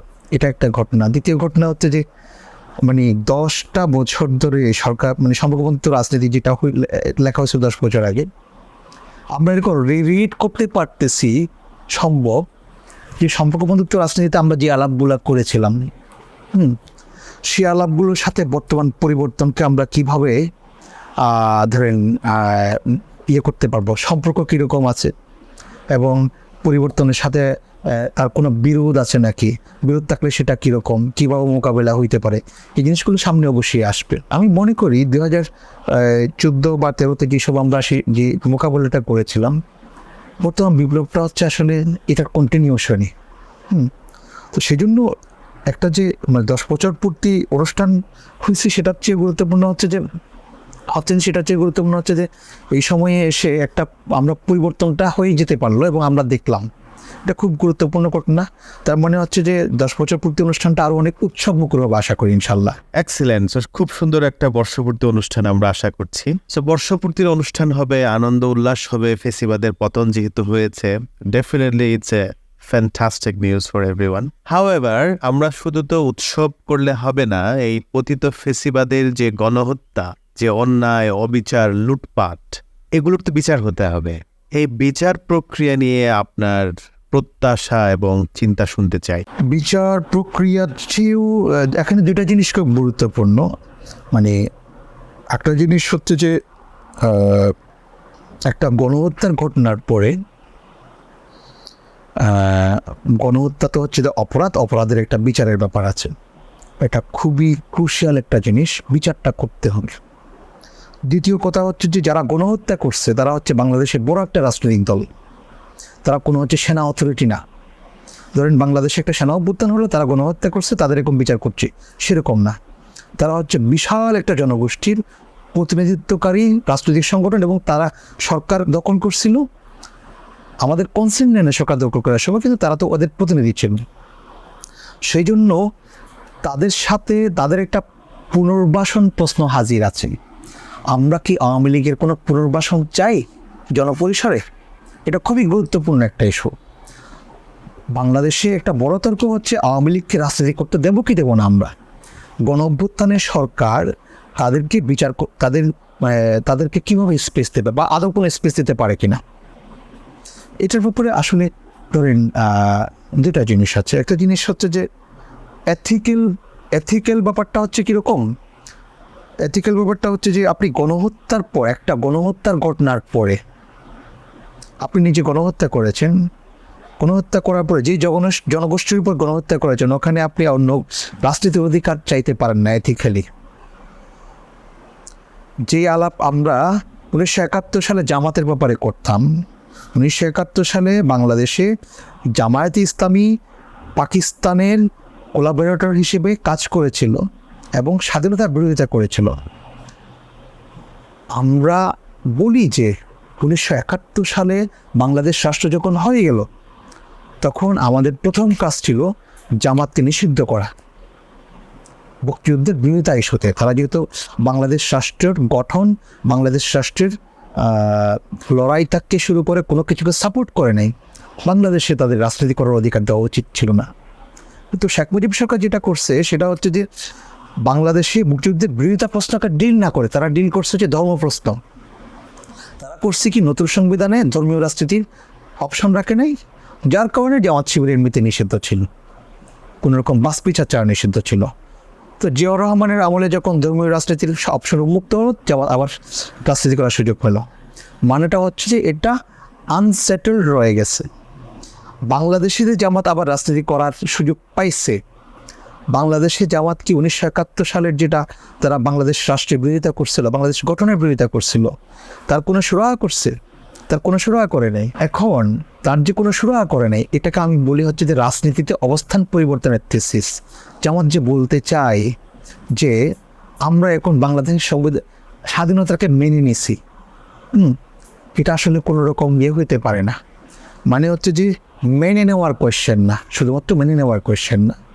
1971 সালে আপনার রাজনৈতিক অবস্থান এবং অপরাধগুলোকে আলাদা করে সেগুলোর পুরো আসলে মাস বিচার হাজির করতে হবে। আপনার থিসিস কই? আপনার সে জায়গায় কোনো থিসিস নেই। 71 সালে আপনার অবস্থান যে ভুল সেটাও আপনারা স্বীকার করেন না। স্বীকার না করলে বাংলাদেশে কীভাবে আপনারা রাজনীতি করার জন্য অধিকার চান? 1971 সালে জামাত কিন্তু গণহত্যা করে নাই, গণহত্যাকারীদের কোলাবোরেটর ছিল।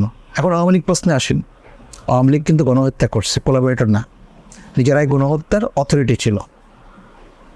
নিজেরাই গণহত্যার অথরিটি থাকার পরে বাংলাদেশে আওয়ামী লীগ রাজনীতি করার অধিকার এথিক্যালি থাকার কথা না। কিন্তু জামাত যেহেতু বাংলাদেশের রাজনীতি করছে এবং জামাতকে রাজনীতির অধিকার আওয়ামী লীগই দিছে, একটা গণহত্যার নেতৃত্ব দিল, গণহত্যার জন্য তাদের পতন হলো, ভারতে পালিয়ে যেতে বাধ্য হলো।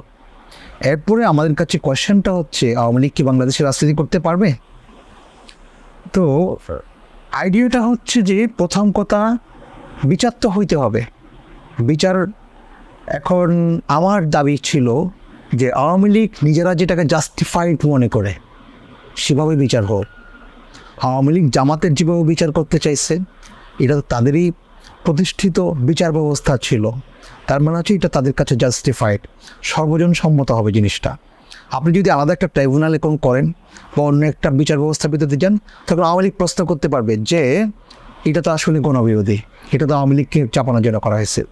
এখন আওয়ামী লীগ যাতে কোনো প্রশ্ন তুলতে না পারে যে এখানে কোনো অন্যায় হচ্ছে, সেজন্য তাদের প্রতিষ্ঠিত ট্রাইব্যুনালকে দিয়ে তাদের বিচার করা দরকার।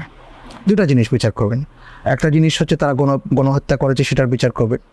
রাজনৈতিক দল হিসেবে আওয়ামী লীগ যদি কোনো ধরেন গণহত্যার অংশীদার হয়, আমরা মনে করি তারও বিচার ওখানে করতে হবে। শর্ত থাকে যে আওয়ামী লীগ গণহত্যার নেতৃত্ব দিয়েছে, এই ব্যাপারে কি আপনার কোনো সন্দেহ আছে? না, সন্দেহের ব্যাপার না। আমরা যদি আওয়ামী লীগকে দলীয়ভাবেও ধরেন এখানে অভিযুক্ত করতে চাই, এটা তো হচ্ছে পলিটিক্যাল সিদ্ধান্তের ব্যাপার। এটা আমার সন্দেহ আছে কি নেই তার ব্যাপার না, এই ধরনের জিনিসগুলো হচ্ছে পলিটিক্যাল সিদ্ধান্ত। 1971 সালে একটা অপরাধ হইল, এটার বিচার করার সিদ্ধান্ত নিল আওয়ামী লীগ হচ্ছে যে এত বছর আগে, পরে 50 বছর লাগলো বা আরও লাগলো, এত দীর্ঘ সময় যে লাগছে, 40 বছর 45 বছর লাগলো, এটা লাগছে। এটার কারণটা হচ্ছে যে এটা একটা রাজনৈতিক সিদ্ধান্ত। আমাদের রাজনৈতিকভাবে সিদ্ধান্ত নিতে হবে আমরা কি হাসিনার বিচার করব নাকি আওয়ামী লীগেরও বিচার করব, আওয়ামী লীগের রাজনীতিরও বিচার করবো কিনা এটা। তো এখন এই ট্রাইব্যুনালের বিচারের ক্ষেত্রে জাস্টিস যাতে অ্যাসিওর হয় আমরা দুটো জিনিস করবো। একটা হচ্ছে যে আওয়ামী লীগের ট্রাইব্যুনালে বিচার করতে হবে হাসিনাদের। দ্বিতীয় কথা হচ্ছে আওয়ামী লীগের ট্রাইব্যুনালকে সংশোধন করতে হবে। কী সংশোধন করতে হবে? আওয়ামী লীগের ট্রাইব্যুনালের ব্যাপারে আমাদের একটা আলাপ ছিল, সেটা হচ্ছে যে এই ট্রাইব্যুনালের মাধ্যমে তার বিরোধী রাজনৈতিক নেতাদেরকে বিচারিক খুন করা হয়েছে, জামাত নেতাদেরকে বিচারিক খুন করা হয়েছে যুদ্ধাপরাধের অভিযোগের নামে। এখন তার মানেটা কি? মানে হচ্ছে যে তার মানে আওয়ামী লীগের এই বিচার ব্যবস্থার বিরুদ্ধে আমাদের একটা অভিযোগ ছিল, এটা হচ্ছে যে সিস্টেমটা প্রবলেমেটিক, এখানে জাস্টিস ইস্যুর হচ্ছে না। তার মানে হচ্ছে যে প্রথম আমরা ইস্যুর করবো হচ্ছে আওয়ামী লীগের ট্রাইব্যুনালের মাধ্যমে বিচার করবো। দ্বিতীয় কথা হচ্ছে সেই ট্রাইব্যুনালটাকে আরও মোর জাস্টিফাইড করার চেষ্টা করব। যেই জাস্টিস অন্যদেরকে দেয় নাই, জামাত নেতাদেরকে যে জাস্টিস তারা দিতে পারে নাই, অন্যায় করছে, আমরা তাদেরকে সেই জাস্টিস দেব এবং বিচারের প্রবলেমগুলোকে সংশোধন করব যে এমনভাবে যাতে কোনো অন্যায়কারী মানে কোনো যারা অন্যায় করে নেয় তারা যাতে বিচারের মুখোমুখি না হয়, শাস্তির মুখোমুখি না হয়। 1971 সালের প্রবলেমগুলো ছিল যে 50 বছর আগের সমস্যা, সাক্ষ্য আইন দিয়ে, প্রচলিত সাক্ষ্য আইন দিয়ে এগুলো ধরেন প্রমাণ করা সম্ভব না, সহজ না। সেজন্য তারা পেপার কাটিংকে অপরাধের প্রমাণ হিসেবে নিত, বুঝতে পারছেন? যেটা খুব জঘন্য ব্যাপার ছিল। কিন্তু এখন তো পেপার কাটিং লাগতেছে না, অপরাধ হয়েছে 1 মাস আগে, মানে 1 মাস আগে, তো 1 মাস আগে অপরাধ হয়েছে, এটার জন্য পেপার কাটিং লাগছে না। সব কিছু জানতাম আছে এই মুহূর্তে, তাদের বিচারটা করে ফেলা সম্ভব। আওয়ামী লীগকে কী করবো? আওয়ামী লীগের ব্যাপারে আমাদের আলাপ ছিল দুইটা। একটা হচ্ছে যে হয় আওয়ামী লীগকে নিষিদ্ধ করবেন সরাসরি, মানে যেই কারণে জামাত নিষিদ্ধ করতে চায় আওয়ামী লীগ, সহজ কথা। জামাত যে কারণে বাংলাদেশের রাজনীতি করতে পারবে না, কী কারণে করতে পারবে না? স্বাধীনতার বিরোধিতা করতে পারবে না, এরা গণহত্যা করতে পারবে না। দ্বিতীয় কথা হচ্ছে যে আওয়ামী লীগ বাংলাদেশে ঐতিহাসিকভাবে গণতন্ত্রের বিরোধী শক্তি হিসেবে ছিল। যখনই ক্ষমতা পাইছে সবার আগে গণতন্ত্রের ত্রুটি টিপে ধরছে। এটা হচ্ছে 75 কি 74 ছিল নাকি, চতুর্থ সংশোধনী বাকশাল গঠন করে গণতন্ত্রকে হত্যা করছে, এমনকি নিজে আত্মহত্যা পর্যন্ত করছে আর আওয়ামী লীগ। তারপর হচ্ছে আবার এইবার ক্ষমতায় এসে 15 বছর ধরে এখানে পড়েছিল, কারো কনসেন্ট নেওয়ার প্রয়োজন মনে করে নেই। তার মানে হচ্ছে যে আমরা একটা আলাপ করতাম, এটা হচ্ছে জামাত বিষয়ে আলাপ করতাম, বা জামাত বিষয়ে না, জামাত প্রশ্ন না, প্রশ্নটা হচ্ছে যে ধরেন জামাত প্রশ্ন থেকেই আলাপটা শুরু হয়েছিল, এটা আমাদের আগের বুদ্ধিজীবীরাও করছে জিনিসটা। একটা সিস্টেম ধরেন গণতন্ত্র তার নিজের পরিসরে এমন কাউকে রাজনীতি করতে দিতে সক্ষম যে ক্ষমতায় এসে বলতেছে আমি ক্ষমতায় আসার পরে গণতন্ত্রকে খুন করে ফেলবো, আমার কাজ হবে যে খেলাফত প্রতিষ্ঠা করা বা আরেকটা কিছু প্রতিষ্ঠা করা। এই কাজটি গণতন্ত্র তারা তো আসলে রাজনীতির অধিকার দিতে পারে না, কারণ গণতন্ত্র আত্মহত্যা করতে পারবে না। গণতন্ত্র করতে হবে যে গণতন্ত্রকে বজায় রাখবে বলে শপথ করবে তাকেই গণতন্ত্রের ভিতরে রাজনীতি করার সে স্পেস দেবে।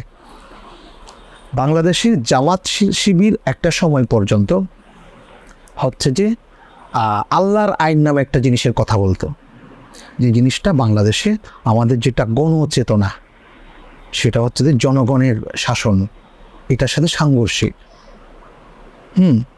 তা আল্লাহর আইন আর জনগণের শাসনের সাথে সাংঘর্ষিক, যেহেতু গণতন্ত্রের সাথে যেহেতু সাংঘর্ষিক, জামাত আসলে একটা গণতান্ত্রিক রাষ্ট্রের ভিতরে রাজনীতি করার অধিকার পাইতে পারে না। অ্যাবস্ট্রাক্ট কোনো জিনিস আইন হয় না, আইন হওয়ার ধরেন শক্তি রাখে না। আল্লাহর আইন জিনিসটা হচ্ছে ভেরি অ্যাবস্ট্রাক্ট একটা আইডিয়া। এই অ্যাবস্ট্রাক্ট আইডিয়া দিয়ে কোনো আইন বা কোনো কিছু হওয়া সম্ভব না। এটা হচ্ছে যে একটা আইডিওলজির জায়গা থেকে তারা কথাটা বলার চেষ্টা করে, কিন্তু আইডিওলজিটা কী এটার চেহারা নিজেরাও জানে না। সেই জন্য আইন ব্যাপারটা সবসময় আসলে সেকুলার ব্যাপার, রাষ্ট্র ব্যাপারটা যেরকম সেকুলার ব্যাপার। আপনি যদি ইসলামের ধরেন ভ্যালুর ভিতর থেকে, ইসলামের আইডিওলজির ভিতর থেকে কোনো আইন চান, আপনাকে প্রথমত সেই আইনটাকে ফর্ম করে বলতে হবে যে আমরা এই আইনটা চাই। তখন আমরা বাস বিচার করতে পারবো, ভাই ঠিক আছে তোমার এই আইনটা তো প্রবলেম আছে, এই আইনটা আমি মানি না। আপনি যদি বলেন কোরআনটাই আমার আইন, সেই আইনের ব্যাপার আমার কথা বলার কিছু নেই, কারণ হচ্ছে কোরআনটা আইন হওয়া সম্ভব না, প্র্যাকটিক্যাল না, এটা আইনের বই না, এটা হচ্ছে মূলত ভ্যালুর বই। হ্যাঁ, এটা। তারপরে দ্বিতীয় কথা হচ্ছে যে এটা মূলত আসলে জামাত বিষয়ক আলাপ না, কারণ সেই সময় যেটা হয়েছিল, জামাতের নিবন্ধন বাতিল করছিল এই ধরনের ইস্যুতে, আল্লাহর আইন ইস্যুতে জামাত বাতিল করছিল, সংবিধানের সাথে সাংঘর্ষিক তাদের আল্লাহর আইন বাতিল করছিল। তখন করছিল কি, জামাত তাদের সংবিধানটা সংশোধন করে আল্লাহর আইনটা বাদ দিচ্ছে। তার মানে হচ্ছে জামাত বিষয়ক এই তর্কটা, আল্লাহর আইনের তর্কটা শেষ হয়ে গেছে আমাদের। এখন শুধু একটাই তর্ক আছে, সেটা হচ্ছে 1971 সালে জামাত যারা বিরোধিতা করছে তাদেরকে বাংলাদেশের রাজনীতি করতে দেবো কিনা। এটা ডিফারেন্ট ইস্যু, এটাও পলিটিক্যাল সিদ্ধান্তের ইস্যু। যেটা 1971 সালে সমাধান হইতে পারত, তার সমাধান যে আমরা 50 বছর পরে করতে যাচ্ছি, করা অত সহজও না। কেন? এতদিনে আসলে অনেক পানি আর জল গড়াইছে। সে তুলনায় আওয়ামী লীগের বিচার করাটা তো রিলেটিভলি ভেরি সিম্পল। হ্যাঁ, আওয়ামী লীগের বিচার করাটা রিলেটিভলি সিম্পল। তো রিলেটিভলি সিম্পল বিষয়টা যেভাবে করতে পারা যায়, আমার একটা প্রস্তাব হচ্ছে, আমার যেটা আফটার ফেসিস ম্যানিফেস্টোতে আমি যে প্রস্তাবটা দিয়েছি, সেটা হচ্ছে আওয়ামী লীগের বিচার দুইভাবে করতে হবে। একভাবে হচ্ছে যে মানে অপরাধের বিচার ট্রাইব্যুনালের মাধ্যমে করতে হবে, যুদ্ধাপরাধ ট্রাইব্যুনালের মাধ্যমে। আর হচ্ছে যে এই অপরাধের বাইরে ট্রুথ এবং রিকনসিলিয়েশন কমিশন গঠন করে, তার এটার মাধ্যমে যারা ধরেন এরকম গুরুতর অপরাধে অপরাধী না, কিন্তু আবার স্বাভাবিকভাবে ফিরে আসতে চাই সব কিছুতে, তাদের একটা কনফেশনের মাধ্যমে তারা বলবে যে হ্যাঁ, আমরা এই কাজে যুক্ত ছিলাম, কিন্তু আসলে এগুলো ভুল হয়েছে, আমরা এগুলো আর জিন্দেগিতে করবো না। এটা হচ্ছে এটা কনফেশন। এই জিনিসটা হয়েছিল হচ্ছে যে এর সময় আফ্রিকাতে হয়েছিল বর্ণবাদী, তখন তো বর্ণবাদী প্রচুর দাঙ্গা হইতো এবং প্রচুর বর্ণবাদী হামলা হইতো। তখন ওই যে ওনার নাম কি, যার নেতৃত্বে হলো নেলসন ম্যান্ডেলা। তখন নেলসন ম্যান্ডেলা এই কাজটা করছিলেন, সেটা হচ্ছে যে ওই ট্রুথ অ্যান্ড রিকনসিলিয়েশন কমিশন করছিলেন, যেটার মাধ্যমে অনেক অপরাধীর সাজা উনি মুকুব করে দিয়েছিলেন, সাধারণ সাজা মুকুব করে দিয়েছিলেন। এবং এটা হচ্ছে রিকনসিলিয়েশন করছিলেন তাদের ভিতরে, কারণ তাদের সমাজে একসাথে বাঁচতে হবে। এটা আওয়ামী লীগ ব্যাপারটা এমন না যে গুটি কয়েক 2-3 জন মানুষ যাদের আপনি শাস্তি করে মানে ফেলে রাখতে পারবেন। বাংলাদেশের অলমোস্ট 30 থেকে 40% মানুষ আওয়ামী লীগ, 30% ধরলাম আওয়ামী লীগ। এটা খুব গুরুত্বপূর্ণ, তো এটা খুব কম সংখ্যা না, অনেক বড় একটা সংখ্যা। হ্যাঁ, তারা যে কোনো মুহূর্তে তাদের একটা তো আছে, তারা পরাজিত হয়েছে, তাদের একটা মানে এক্সিস্টেন্স আছে, সেটা অস্বীকার করা যাবে না।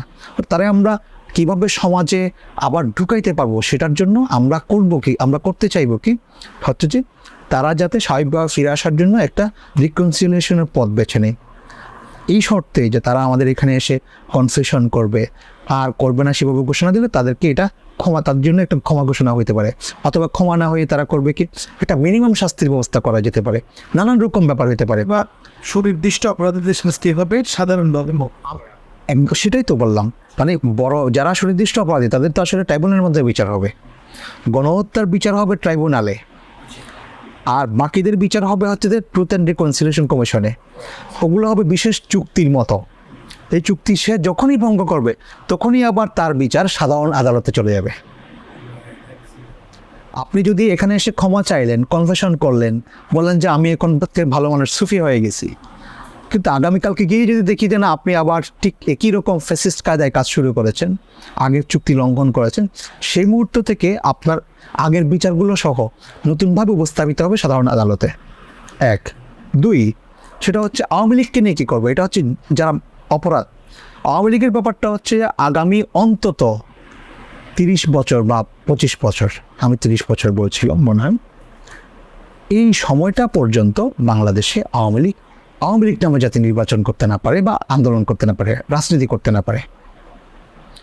এটার উদ্দেশ্য হচ্ছে তারা যাতে নিজেদের কোনো পুনর্বাসন প্রচেষ্টা না চালায়, কোনো ষড়যন্ত্র করতে না পারে, মানুষের বিরুদ্ধে, বাংলাদেশের জনগণের বিরুদ্ধে ষড়যন্ত্র করতে না পারে। আমাদের আসলে দীর্ঘদিন ধরে তাদের বিচার করতে হবে। গণহত্যার বিচার এমনি শেষ হয় না, অনেক লম্বা সময় তাদের বিচারের মুখোমুখি হতে হবে।